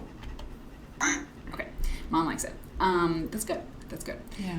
Here's some detail shots of it, which I think are really, Yeah. really lovely. Oh my gosh, I that know. backing and the double pink, skinny binding. And is that no? That's not cheddar. That yellow. No, it's the chrome yellow. Chrome yellow, Chrome and yellow. then the acid green and the turkey red type red. And you know what I love? Yeah. What I love about it is look how not perfect it comes together. And when Liz and I and others did the Iowa Quilts Research Project back in the 1970 or so, before we looked at all these thousands of Iowa quilts, we were more perfectionist. I mean, we wanted things, and then we saw these quilts, and they had such great verve, such wonderful energy, and we realized it's because they weren't paying so much darned attention to getting that plaid, that stripe straight. It was that, what do I want to say, the spontaneity. It was just like they cared about different things. They didn't care about the things we cared about, and that changed me. Yeah, good. Yeah. It's funny you say that because we had the opening quilt today was just so beautifully lined up and stuff that it was remarkable for that reason. But it wasn't perfect, and we saw its imperfections, and that's what we would love. I mean, one of the catchphrases for Quilt Nerd is "Keep quilts weird." Keep quilt. Yeah, and I think I told you, I used to tell my students, it's the weird quilts. It's not the Stearns and Foster perfections, are beautiful and they're great, and they were made by a person too. But I say, I've never made a perfect quilt. I have perfect areas on it that where everything came together, but then others not so much. But when you're looking at the whole thing, I know I'm digressing. No, it's great. When you look at the entire quilt, you're looking at the whole thing, and you're seeing it as a whole, and you're not. It's not the same. Like when we hand quilted, you'd have your face so close to this hand quilting, and you think, oh, in the morning I'll take those stitches out, and then in the morning you look at it on the table, and it's like twice as far away, and you're like, not bad. And then when the quilt's done, you look at it from feet back, or your eyes are closed when you're sleeping under it. It doesn't matter. Exactly. So I love that one. Yeah. Okay. Definitely. So the other question I have for you, so all of these quilts I found on the auction site First Dibs. Okay, so they're all for sale. Oh. And so I wanted to ask you what you think this quilt would cost. What's the asking price, you mean? What's the asking price? Well, it's not my area. I know. Well, gosh, I don't want to be wrong.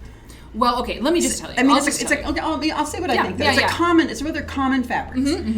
It's common fabrics. The workmanship is not over the top, but it is an unusual pattern. So, whereas if it were not an unusual pattern, I'd say $200, but because it's an unusual pattern, I'd say $500, because quilt prices aren't that high right now. So how'd I do? It's true. It is, I can tell you, it is $2,250. $2,250. So I was way off. Yeah, you're way off. Does it say Mennonite? No. Okay. Next quilt. This is very interesting. So what do you think? Meh.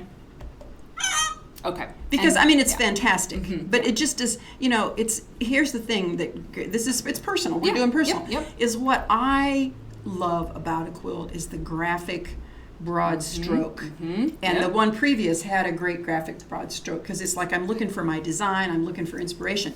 This is fantastic. It's just not my jam. It's not your jam. Yeah. Quilt Room, thank you so much for being here. I really appreciate you a lot. Thank you. Is that a Quilt Room? Yeah, had to check out. Yeah. Totally. Oh, totally get it. Okay, so but it's amazing. Yeah, it's amazing. So it's a goose for mom. This quilt is $11,000. I'm not surprised. It's a crib quilt. Oh, well, that makes it more valuable. I know. And it's broderie purse. I mean, who's ever seen a broderie purse crib quilt? I mean, I haven't. That's when I saw it, I was just I like. thought you said I have it. No. I bought it. Yeah. How much is it again? $11,000. It's. I imagine it's worth it. I mean, for the right collector, yes. Yep. The right collector. I mean, look, it's got that Prussian blue, in that, and look, it's the printed fabric itself. The artwork is gorgeous. I know. Is it a dahlia? Or I'm not sure what the flower is. The roses. It's a peony. It's a peony, of course, yeah. And so it's remarkable artwork, and everything about it's amazing. Yeah, it's amazing. So here's my question on this quilt: Is that a seam in the middle? No. Yes, it is a seam. So they matched to. Yeah. Right. Oh, yeah. Do you see that? Oh, or was it just folded?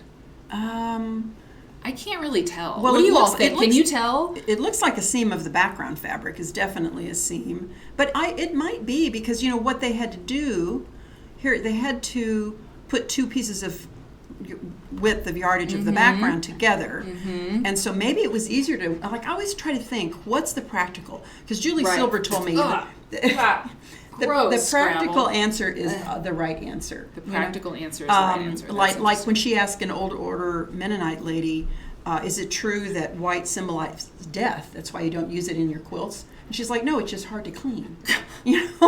So this is like, awesome. It might have been easier to work. It might have been easier to work the applique in a half quilt than the whole thing. Right. So I mean, women are very practical, and quilters are extremely practical. Sewers, crafters, people that make things. Yep. Whether it's pie or a quilt. And so I think if I were making that, and it also might have been that the swag might have been in parts. It might have. Well, it was a full swag. It had to be a full swag. Yeah, I think it's a full swag. Yeah. It's got some swagger. Yeah. I see lines through the flowers too. Are there crumbs on the floor somewhere? Probably. Nothing bad, though. No. Okay.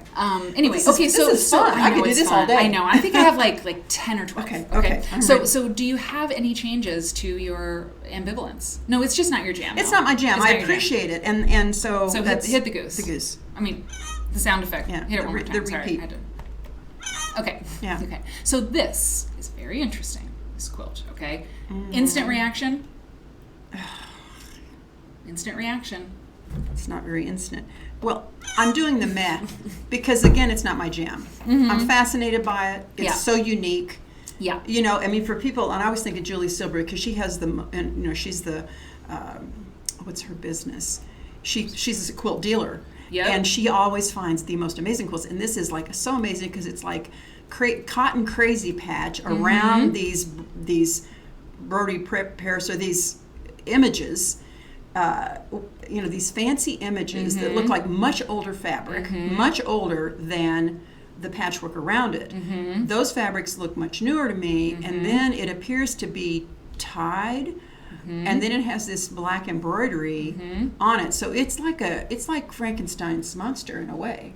Yeah. It's an amalgam of things that weren't intended, or I can't say that, but I mean it's just a one-off. It's definitely a one-off. It's pretty special. By the way, Kelly, that broderie purse quilt was made, actually we know the maker, Asa Goodwin Wilkins.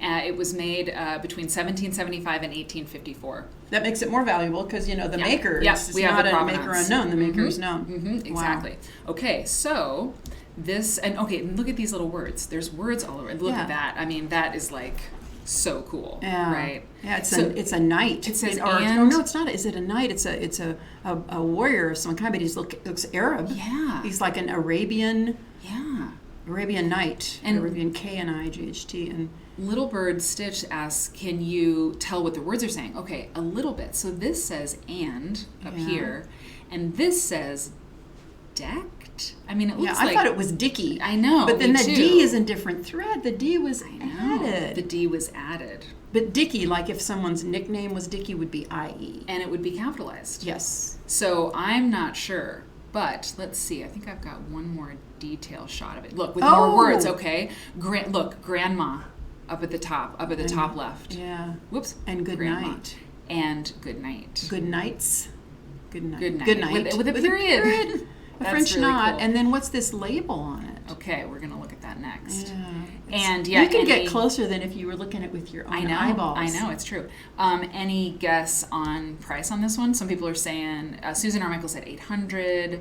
I'm thinking. Well, see, now I got myself told to. But I was so wrong before, but it's probably quite valuable just because it's so unusual. So probably over $1,000 or thousands of dollars. Yep, you're close. I wouldn't pay that for it, but. 1885. Okay, let's go up here. So, by the way, a nun maker says Saracen is an Arab fighter, perhaps, right? Saracen. Jesus talked about the Saracens. Or I think the Bible talked about the Saracens. So, yeah, I mean, that could be it. I want to take one more look at that image. So it says June 11th, 1885. Wow. And Wilford something. And that looks like it's been picked out almost. It does. And the cross stitches look like they were more of them there along the bottom at one time, maybe? Perhaps. Oh, it's fascinating. Very this is so fun. Good. It is really I really fun. could do this all day. Okay, let's see. I just want to see. Yeah. Very so it was a printed, and that fabric looks faded kind of. It does. It looks very like old. It's old, like it would have been... Look, your lot as long as... Look. Something. It's from the Bible. It has to be. Yeah, your lot as long as your life. Your lot as long as your life. And for you, over here, for your... There's something, a word over there. You see, we're going... There's another word. Mm-hmm. For your... Decked with... Maybe you are decked with gold or with... Glory. With glory. Glory. All your life. All your life. Something. Yeah, so it's religious. And Scrabble. It's great. The guy, I don't know, the Europeans went to the Holy Land on the Crusades, and I don't know. I mean, I don't know. Interesting. So the price on this one, who's pretty close? Who's very close? Kelly is pretty close. $3,200. Okay. 32. I said thousands, but that was pretty vague. Yeah. It's good enough. It's good I'm enough. hedging my bets. Okay, so this one is. Oh! Excuse me, what was that? You don't like it? No, I don't like the colors. You don't like it? I don't like She the doesn't design. like it. I hate those colors together. Oh, you hate it. Well, You totally hate it. That's so like interesting. the I thought back. you might like it. no, the it's red boring. is To me, it's amazing. boring. It is boring. It's a really little, boring. I mean, there's no print. It's all solid. Yeah.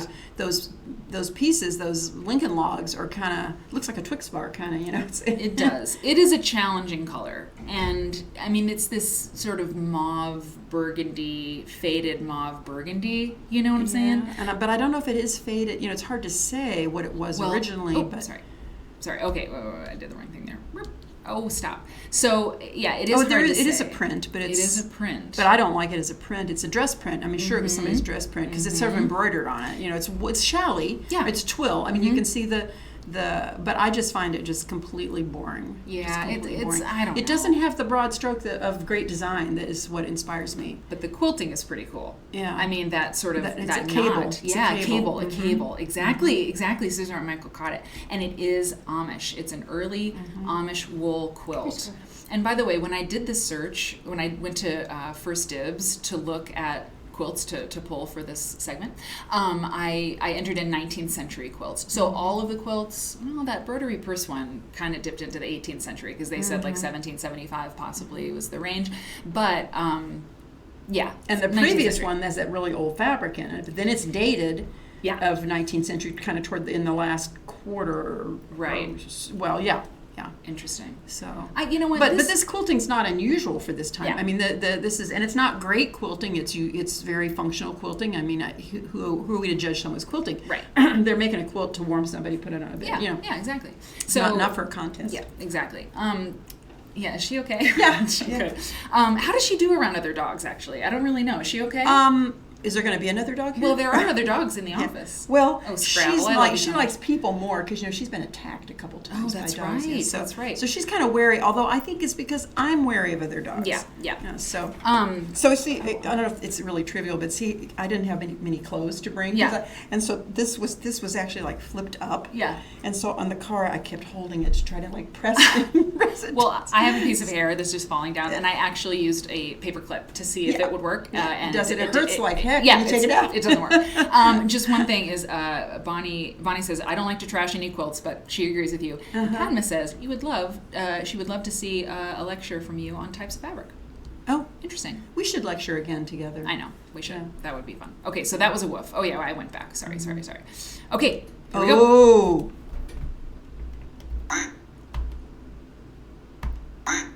Okay, you love it. It's interesting. I didn't know, Mom. I'm not if you crazy about the would. colors. Wow. But the design. I didn't know. It's the broad. If you broads would. and yeah. I didn't know And if you would. and then that's really hard. Yeah. So hard. How hard is it? Like, Well, for Liz Oh my Porter, not God. hard at all. No, hard she- at all she could- because she makes Lone Stars like crazy. And you know the funny thing, I don't know if people can follow this with just talking, but when you're putting those together, you have all that is it eight fabrics coming together, and it's hard to start. You know what we would do is like sew into it and then turn around, pivot, and come out, You're gonna get rather than even. trying to start in the middle on it. You know. okay. So Actually, let me go back. hunt Let me go up back Liz one. Porter hang on on, Lone hang Stars. on. I want to go back because we see. I love that detail, but I Yeah. want to talk about construction. Yeah. So say that again. Say it again. So let me think. How when you're putting these wedges together, I'm so hungry. I'm gonna die. Okay. I'm not yeah. sure that this is it's. You know, you aren't you can't you're not sewing sewing across this. And so she did a thing, and it's in some of our books, where instead of starting at the raw edge, Yeah. Okay. is you start a quarter of an inch in on your seam allowance and Yeah. sew Yes. out. Yeah. You know, so to leave that open. Yeah. I'm not explaining it very well, and I mean, and she's done this so many times, and I did it on TV with her. But you know, as much as I love this quilt, this isn't the kind of patchwork I like to make. Right. What I like, if you go to the whole thing again, Yeah. Let me do this. yeah. One. The whole quilt, yeah. Yeah, what's working for me, like if this was all just a repeat of these starburst or what you want to call them blocks, it's the juxtaposition of the setting, which looks original and brilliant. It's like a orange peel, or I don't know what you want to call it, almost like garden maze in a way, you know. And it's the two things together that just really make it a tour de force, I would say. Yeah. The colors, that yellow, I mean, and the person, you know, has a different, well, look at this. This is what's so fun, is on the 4 units on the corners, they have the red center. And on the cross, the white, the light center. So she, I always say she because, you know, probably she. She planned that. You know, she had these fabrics. And you can see in the one that Mary, hover over this one here, is that there's parts where, you know, this is a brown print with pretty big motifs on it, and always probably left over in this case from dressmaking. And she didn't have enough to make them, you know, make it all read the same. But then the repetition of the polka dots. And I always say the polka dot is really cute. But what did we used to say about this orange fabric, that it was a dress print and the gal was a redhead, and she's like, I'm not wearing that, so she put it into her quilt. See, it all falls apart because there's not enough of that. But she had enough of the blue anyway, and enough of the. It's again, it's that. Chrome yellow or canary, Yeah, I think it's chrome though. But look at this though. This is like a good lesson in this, because a lesson in contrast, right? Because these 2 stars on the end, I mean, I love the way it looks. Well, and the green one. By the way, people are loving this quilt, and they're like, she did great with a limited palette. You know, and the green. Look at the green. It's almost like darts, because she had the green. The lighter green is in the middle. So this tells us a lot about this person. When she had the ability, when she had the opportunity to plan it more, she did. But then on the one that's on the right, is it the right of their screen or the left? I think it's the left of their screen. Okay. I think we're reversed. Then it all falls apart there. I mean, falls apart. But I mean, in terms of consistent.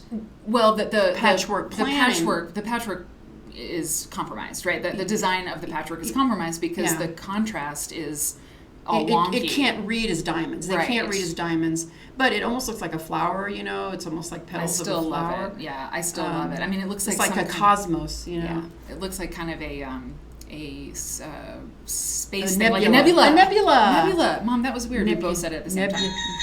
Okay. And then nebulae. So it's wonderful. So how much do you think it would be? Well, let me see the whole thing again. Okay, I think I had more things to say. This is so great. Yeah, I had a box of pita chips in the car, but I didn't. Well, if you had brought them, I mean. I know. Okay, so look at this. The red fabric, that's pieced also. This was hard.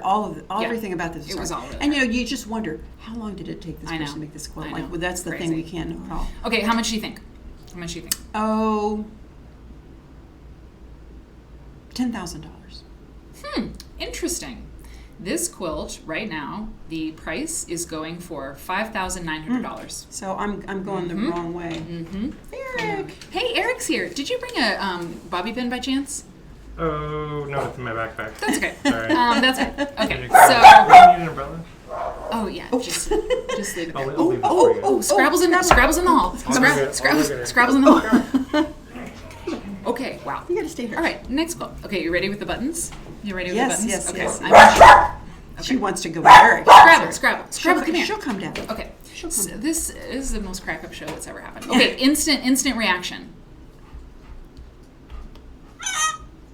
You're medium. You're medium. Okay, you're medium. And it's personal. All these are personal because I really don't like brown very much. You know. Okay. Brown. You know, I can't wear brown. I don't like brown. Unless it's chocolate. You know, then I like it. Yeah. But it's just not. It's not your go-to. No. But look, it's a fantastic quilt. It's really good, and I included it because the Scrabble. Come here. Because look at the quilting. The circles in that patch. Oh yeah. This is her favorite so far. Yeah. This is her favorite so far. I mean, Isn't that great? Now, who is it? This is a Threadist. Threadist. Is that what's so fun about doing this? Is like everybody can like different things, and there's so many things to like. There's millions of quilts out there for us to love, and you know, I like to think that whoever anonymous unknown quilter made this, to think if she could imagine that we would be all looking at this quilt in 2022, right, and talking about her work and her quilting. I mean, just think about that. That's just.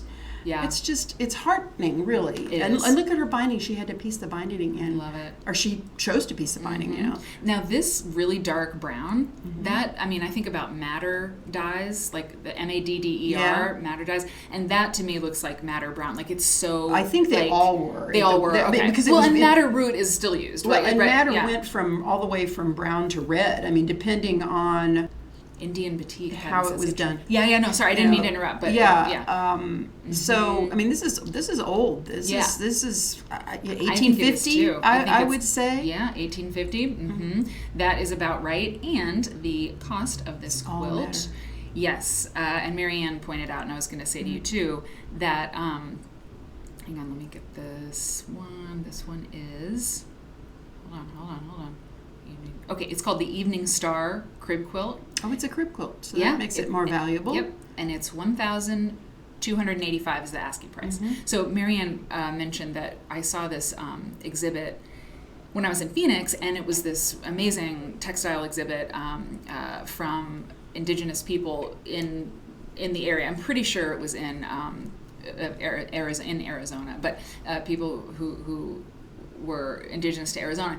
Anyway, the placards, Mom, they didn't say, anonymous or artist unidentified or artist unknown. They said artist once known. Yeah, I saw that. Yeah, I think that's so cool. Which I thought it was very interesting because it's really, there's a story. It's telling a story. Yes. Someone knew who this person was at one time. Yep. I don't know if that'd be my choice. Yeah. I have to say that, when we put maker unknown, I don't have a problem with maker unknown. It means we don't know who made it. Yeah. But that's true. Maker not known is slightly different, and that's good too. Yeah. That's 3 words instead of 2 words. Yeah. And so people are like it, and people are liking it. But this one, I know all the crib quilts are super valuable, right, Miss Elaine? Because they're rarer. Rarer makes more valuable. Yeah, and there's so many of these crib quilts. Like, I wonder if the dealer, is collecting these. Yeah. So this is really interesting. Yeah. So what do you think? I mean, what's your initial? I'm going to be neutral. You're neutral. I mean, I because I was asked to do this on what grabbed me that I wanted to like. This is the back of it? Yeah, that's the back. Yeah. And so if my criteria or what I'm looking for a quilt is what interests me as an inspiration to make something like it, I wouldn't make this, although I'm doing poetry, patchwork and prose. And I've been looking. I went ahead and Scrabble, come here. And I'm copying. She got her water everywhere. Oh, okay. Scrabble. I have to pass you over. So you're looking at the book covers. I'm looking at the quilts made by our teacher, Margaret. What's her name? Margaret. Starts with an F. Fleischer, yeah. And I love what she's doing, that improvisational piecing. And I'm going to be doing that. I never have. I think Myra sent a text to your husband about 11:45, and that is true. Like about 11:45 for you, or about 1:45 for us is when the show will probably wind up. So people know that we're not going to keep you all day here. Oh no, I wouldn't do that. But this quilt is really, really interesting because it's corduroy, and it's velvet, and velveteen, and it's long and skinny. And when you showed the picture, it looks like you're flying over Iowa. Yeah, and I'm going to show the front too again. But I love the back. Don't Hey, lick. Dee Marie. Don't lick. Don't lick. I really love the back too. And then once you know what it's called too, I think it's pretty interesting. So this is the front, corduroy goose. This is a crib quilt. It's for a very tall young child. I know. It's a very long child. It's for one standing up. So this quilt is called, the folder of all these quilts is called Mom, Hot or Not. It's kind of funny. It's called, well, no, it's not. It's not a crib quilt. It's called Hired Hands. Oh, it's a hired man quilt. The Hired Hands quilt. Yeah. Yeah. So that to me is very so the size would be, because they slept on a cot, and I remember hearing, I don't know, a historian talk about how maybe my mom, the hired man's cot would be in the hallway, Really? sometimes of the farmhouse. Wow. And, if it was winter or, I don't know, if there was not an outbuilding or something, wow. a hired man, and so they had these long skinny quilts that were for, one person. Wow, which is interesting because we make quilts of valor. Okay, thanks, Marianne. 60 by 80 because it's a quilt for a person, for one person. Scrabble, don't lick me. Oh, sorry. I like it just because I want a dog so bad, and so it feels good. But yes, velvet. Yep, I think velvet it is. and velveteen. Velveteen and corduroy. This is a great image. That could be a great intro quilt if I used it for that. And then that particular embroidery stitch is called, someone will know. Someone will know. What's that stitch called? I just can't think of the name of it. I love this quilt. I think it's awesome. Yeah, what is that cross? What is this one, y'all? Who knows? Herringbone? Herringbone? Is it? So, by the way, people are loving this. So, yes. And Susan guessed $800. Oh, it's Goose Tracks. Goose Tracks? Oh, Goose. Goose. Oh, well, yeah. No, it's okay. Yeah, it's totally allowed. Scrabble thought there was a goose. Yeah. Susan Michael said 800. Myra's guessing 2,500. This one is $695. Herringbone. Marianne says herringbone, and Word and Bird Nerd said turkey foot, which I like, or turkey tracks. Yeah, turkey tracks. Yeah. I have a whole book of. I used to do embroidery before I was a quilter. And look at the interesting stitch that is on the binding. Oh, but and the ties. That is tie. That's rope. I just realized, you guys, that is rope or sisal. Twine. It's like sisal. It's fiber. Yes. Boy, how'd you get a needle through that? And look, that is the binding. That's crazy. It's like a chain or blankets kind of a stitch. It's a chain stitch. To turn the binding. So this is crude. That is amazing. Yeah, it's very, very. That is amazing. It's twine. Very Padma, I think. Yeah, it's very bucolic. It's very interesting. I don't think I could use bucolic in a sentence. I don't. I would. Oh, look at that. Oh, it's a great picture. Okay, there's that last picture of this one. What does bucolic mean? Country. Can I wipe this? Okay, I wiped her like. Okay. This one. Wow. Okay. If I were going to make an applique quilt. Oh yeah. Those are like. Why don't you? Why don't you make one? Pomegranates. I think those are Why pomegranates. don't you make one? Oh, maybe. I mean, this is so pretty. I think this is amazing. Well, it's just so feminine and elegant, and looking at back off a little bit. Okay, sure. Hang on one second. And the thing I want to say is, we have design walls. Maybe they did. Look, this is done because it's a square quilt, but the top edge, this is directional, and so the vine doesn't go all the way around. Right. The top edge is the top. It's you can't turn this on the bed. We got a lot of quacks in the chat. Yeah, and it's so elegant, but I think I would have a hard time with all the tools and all the help that I have to make this as symmetrical as it is. Yeah. Because what kind of, I don't know what kind of space. I mean, some people probably had plenty of room. They had a gigantic dinner, the big family got a gigantic table.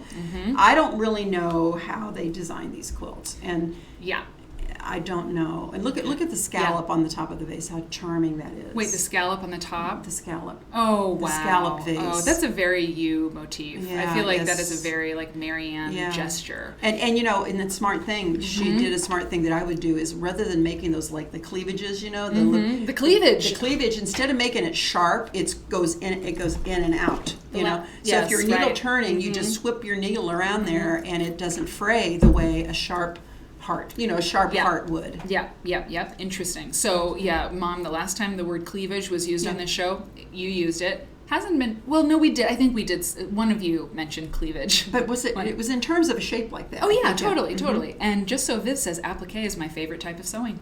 Yeah. Me too. I've been listening to Jenny Smith. Applique. Yes, Jenny Smith says she's applique. So cute.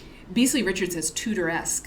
Yes. Yes. And Marianne has this type of quilt on her bucket list. Let me zoom out a little bit. I've got it's so neat because Marianne Tea Cake is spelled the same way as me, right? I know. Okay. I think it's a uniform quilt, so it all kind of looks the same. But here you can see the quilting, those leaves, and that like blue, fronds. They're like fronds. Yeah. Oh yeah. Fronds. And the blue is really an interesting blue because it's not really navy exactly. I know. It's sort of ultramarine. It's that color. Because I'm not a huge fan of navy, right? Because navy is blacker than that. Right. I love navy. Yeah. I'm a fan of navy. Okay, so this quilt, by the way, it has a great name. It is called Love Apple. Oh yeah. That's the Love Apple. I said it was a pomegranate, but that one, the gold was there. The Love Apple, which I'm not sure. Maybe we got a botanist in there among your folks. that would know what the love apple actually is. Oh, don't fall off your chair. No, honey. I hate that you can see my chair. I'm just trying Oh, to, okay. can I No, hide yeah, it it's for okay. you? No, it's good. Okay, yeah. Okay, so this quilt, people are guessing a variety of guesses. It is priced at $4,600. It seems right. Yeah. Although, I'm glad I gave the Hannah, it's caveat okay. in the beginning that I'm just prices. I don't know. And the thing is, any price, it's like, has someone paid that price yet? Right, You know, I mean, you can put a exactly, price on it. You can exactly. put a price on something, but until someone buys it, is it worth that? Yeah. You know? Marianne Tea Cake has a little white dog also. So she spells the name the same and... What's your yeah. dog's name, Mary? Yeah, what's your dog's name? So anyway, so that is that quilt. Love Apple is a colonial motif in New Jersey, says Bonnie Kane. Yeah, okay. Lovely. This is a smart group. Yeah, Oh, very good. do we need to talk about the puppy block as soon as we're done with Yes, this? yes. we'll get to We that. want to get to the puppy block. So it's just a few more quilts Yeah. because I wanted to play this game. I wanted to play Yeah. Hot or Not. So what do you think about this? I tried to throw in things that, Well, I tried see, to the make thing is, if we're using the criterion that do I want to make it? Yeah. No. Okay. Wait, no, that's what. That's this. But Okay. do I like it? Mm-hmm. I mean, look, what's brilliant about this as we look is the gold star in the middle, and Yeah. then the green around the red, and then the green on the border, Yeah, the pink, the it's way really it goes good. out. And it's Yeah. like, you just wish you had a little time machine, only briefly. Yeah, right. Because no plumbing. Is to go back and just, like, how does she make those decisions? I want to just say one thing because Medusa, I'm so glad that you said that, and I don't see you in the chat as much, so I want to make sure to say hello and thank you for chatting. Just Medusa wanted to point out that tomatoes are pomme d'amour or love apple, so that is a very good thing. That is so good to know. This is very yeah. good, very good. Yeah. Okay, so you got anyway, a smart group here. I know. Yeah. I mean, they're brilliant. They're brilliant. Okay, But a lot of great planning and unity in this quilt. Padma's got it too, and Marianne has a bichon frisé. Bichon, yes. Named.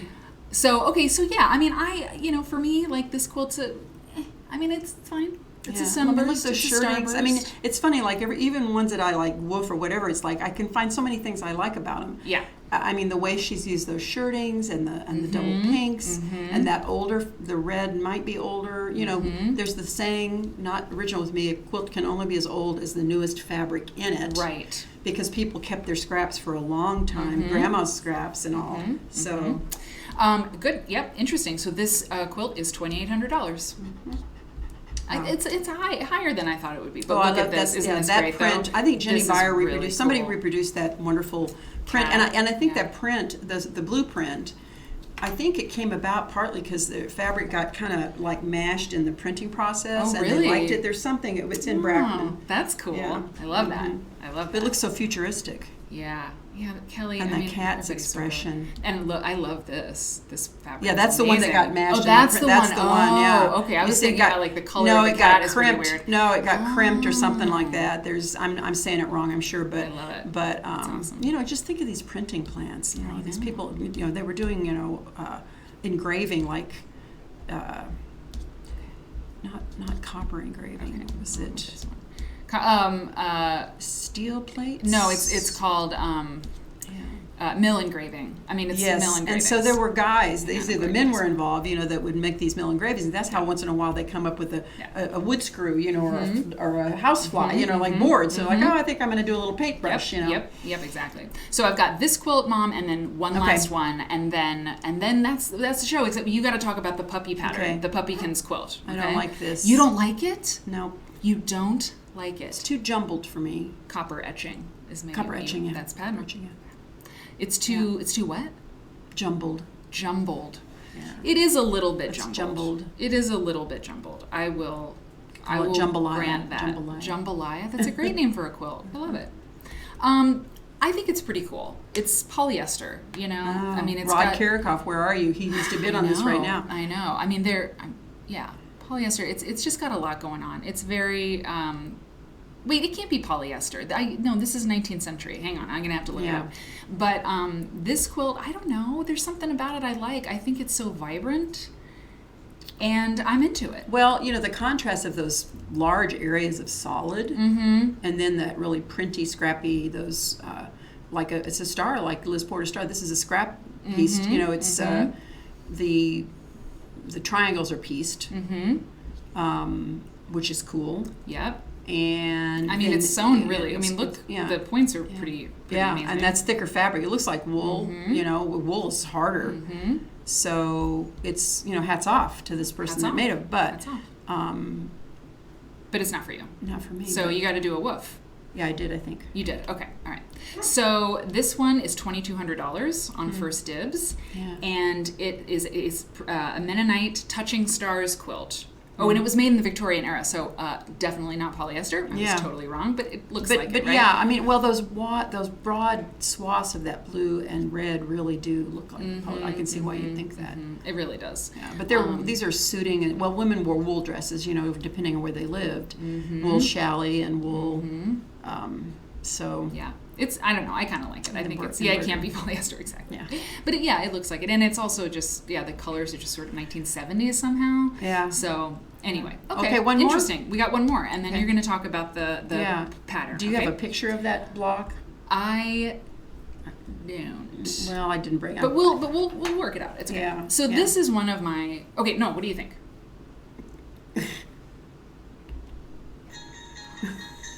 Oh my god. You're getting very good at the soundboard. Good job. So no, here you could hit this one. Hit that one. Well, I mean, it's those dogs are killing the deer. Yeah. The hounds are, and the birds of peace, the doves are up there fluttering around like, what's going on? The deer are being killed. I know. And this is a person had a dark side, man. I mean, yeah. The blue leaves are beautiful. Padma, you have seen this one before, and it's one of my favorite quilts I've ever seen. And I do have a dark side. I mean, not like but I mean, I mean. Well, there's drama. I have like a dark side, like I'm like a depressed side. Ow! Oh, I'm depressed and I'm hurt. Yeah. Like Young Frankenstein. Like Gene Wilder. That was a Gene Wilder. Gene Wilder, yeah. I'm hysterical. I'm wet. I'm wet and hysterical. Okay, so this is called the Stag and Hound quilt, and it's been on First Dibs forever. Like it's been available on First Dibs for a very long time, and I think it's pretty special. It's like the hounds with their teeth bared are growing out of the chest of the deer, and the deer is like it's got its tongue out, it's crying. And then the little white embroidery details on the deer's face is just so sad. I know. There's a lot going on. But, you know, I wonder if they were inspired by, you know, like this is the kind of thing you see on a tapestry of some kind. And I wonder if I wonder if the maker saw something, you know, everybody gets inspired by something. So she may have been inspired by some other art. And, you know, this is like AQSG digs in and tries to find all the art that looked like this. And with this person, if they lived such and such a place, would they have perhaps seen it to try to create the story of it? So Beasley Richard mentions Watership Down. Lots of imagery, sort of dark, dark imagery, animals. But I don't know. I think the colors are gorgeous. Chrome yellow, or not chrome yellow, but cheddar. Yeah. Cheddar, and then orange. that beautiful blue, another amazing blue. Yeah. So it's pretty cool. And Padma also pointed out you press to the dark side. So that is awesome. That is a fabulous point. Yeah. Okay, so this is our final quilt. Thank you everybody for playing this game. It was fun. Is there a name for this game? Hot or Not. Hot or Not. Oh. No, I think it's like we could come up with a name. Yeah. We'll come up with a name. So Mom, I'm gonna give you your favorite quilt as a background. And my favorite from today. From today. Yeah. How do you know what that is? What's my favorite quilt? I think it was like having a this favorite one. movie. I think it was this that one, was isn't beautiful. it? Yeah. Yeah. Okay, we're gonna go with that, and I'm gonna make you big. Give me the big one. The big one? Yeah. The overall. That's what I love about it. Okay, so then I gotta make it bigger because you're gonna be big. Okay. And here's what I'm gonna do. I'm gonna do this and. Yeah, we got to end this because Scrabble's anxious. And and I don't know. I think this is the longest stream I've ever done. I think it's like thanks for waiting for me, Mary. Well, you need to thank the audience for waiting. Yes, because, thanks everyone. I've got to put this behind you actually because it's easier. It's easier for me to do. So okay, this is you, and I'm going to give you the stage for a second to talk about this puppy pattern. You remember the puppy quilt? Oh, sure. And I'm going to search for the for the picture. I might okay? have it on my phone. If you No, want. you talk. Okay, You talk. so we remember. I mean, I think you were in London and you ordered this quilt and you unboxed it on a show. No, I was in Chicago. You're in Chicago, and it was this.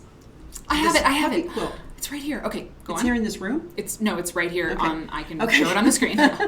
And I mean, it was just. It was kind of, in a way, a quilt that was hard to love, in a way, because, I mean, all that red and then those pom-poms. But look, the person used white pom-poms on the red and red on which is an artistic decision, which you have to admire.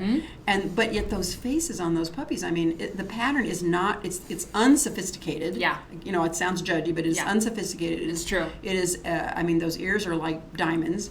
But those faces, that black embroidery through it, and those expressions are just to die for. I know. I mean, look at this. So, look at these little guys. what I did was, you posted it on Instagram. So Yep. I copied the photo. Yep.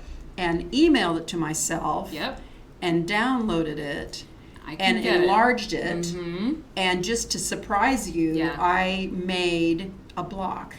Yeah. And you're going to find the block? You Yes, have a picture I'm of it? gonna find the block. And so I drew off, I downloaded and I enlarged it to like 8 or 10 inches, like a 10-inch block that would be reasonable.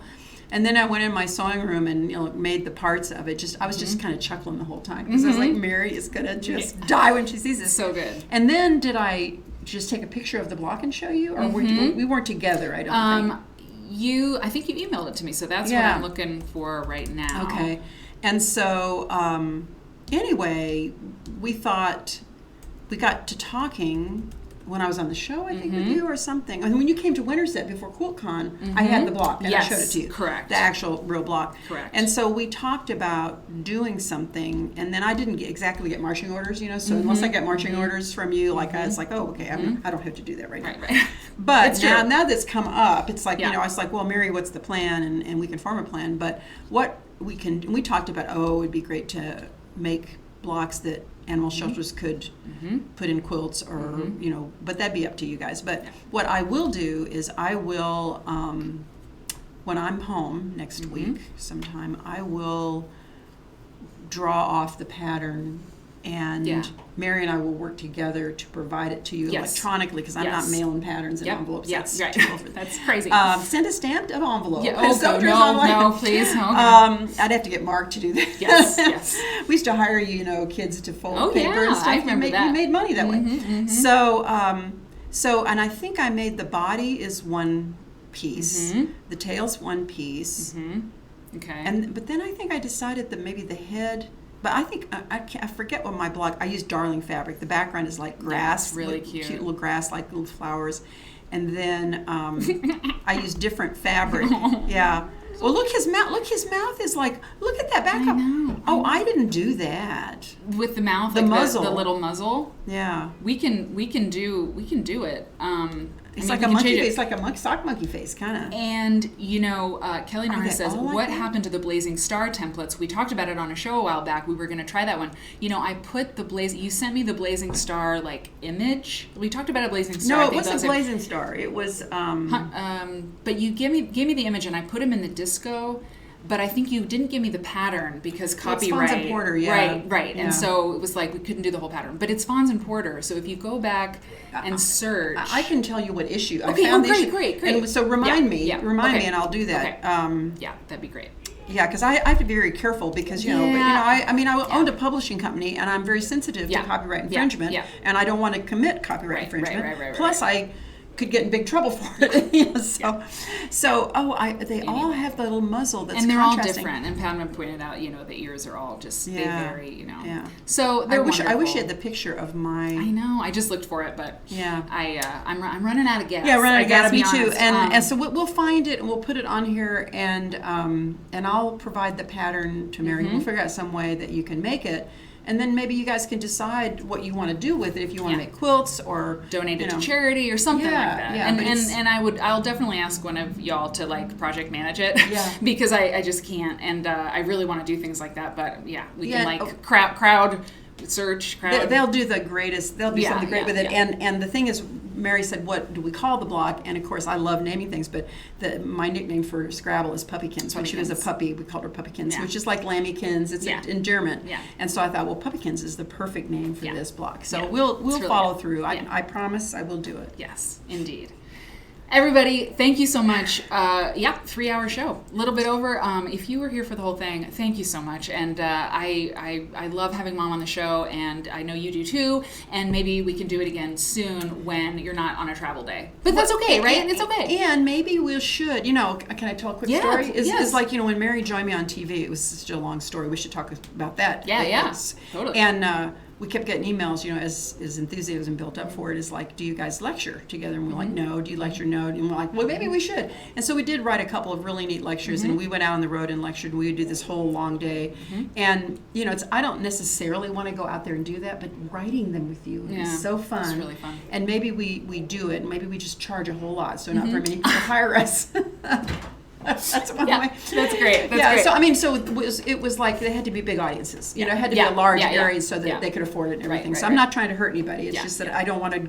I've been in enough church basements to last. Same. I mean, it's a lot. You're moving the tables in, lugging the suitcases, quilts in, and hoping the bulb in the projector does not go out, or the hard drive is compatible.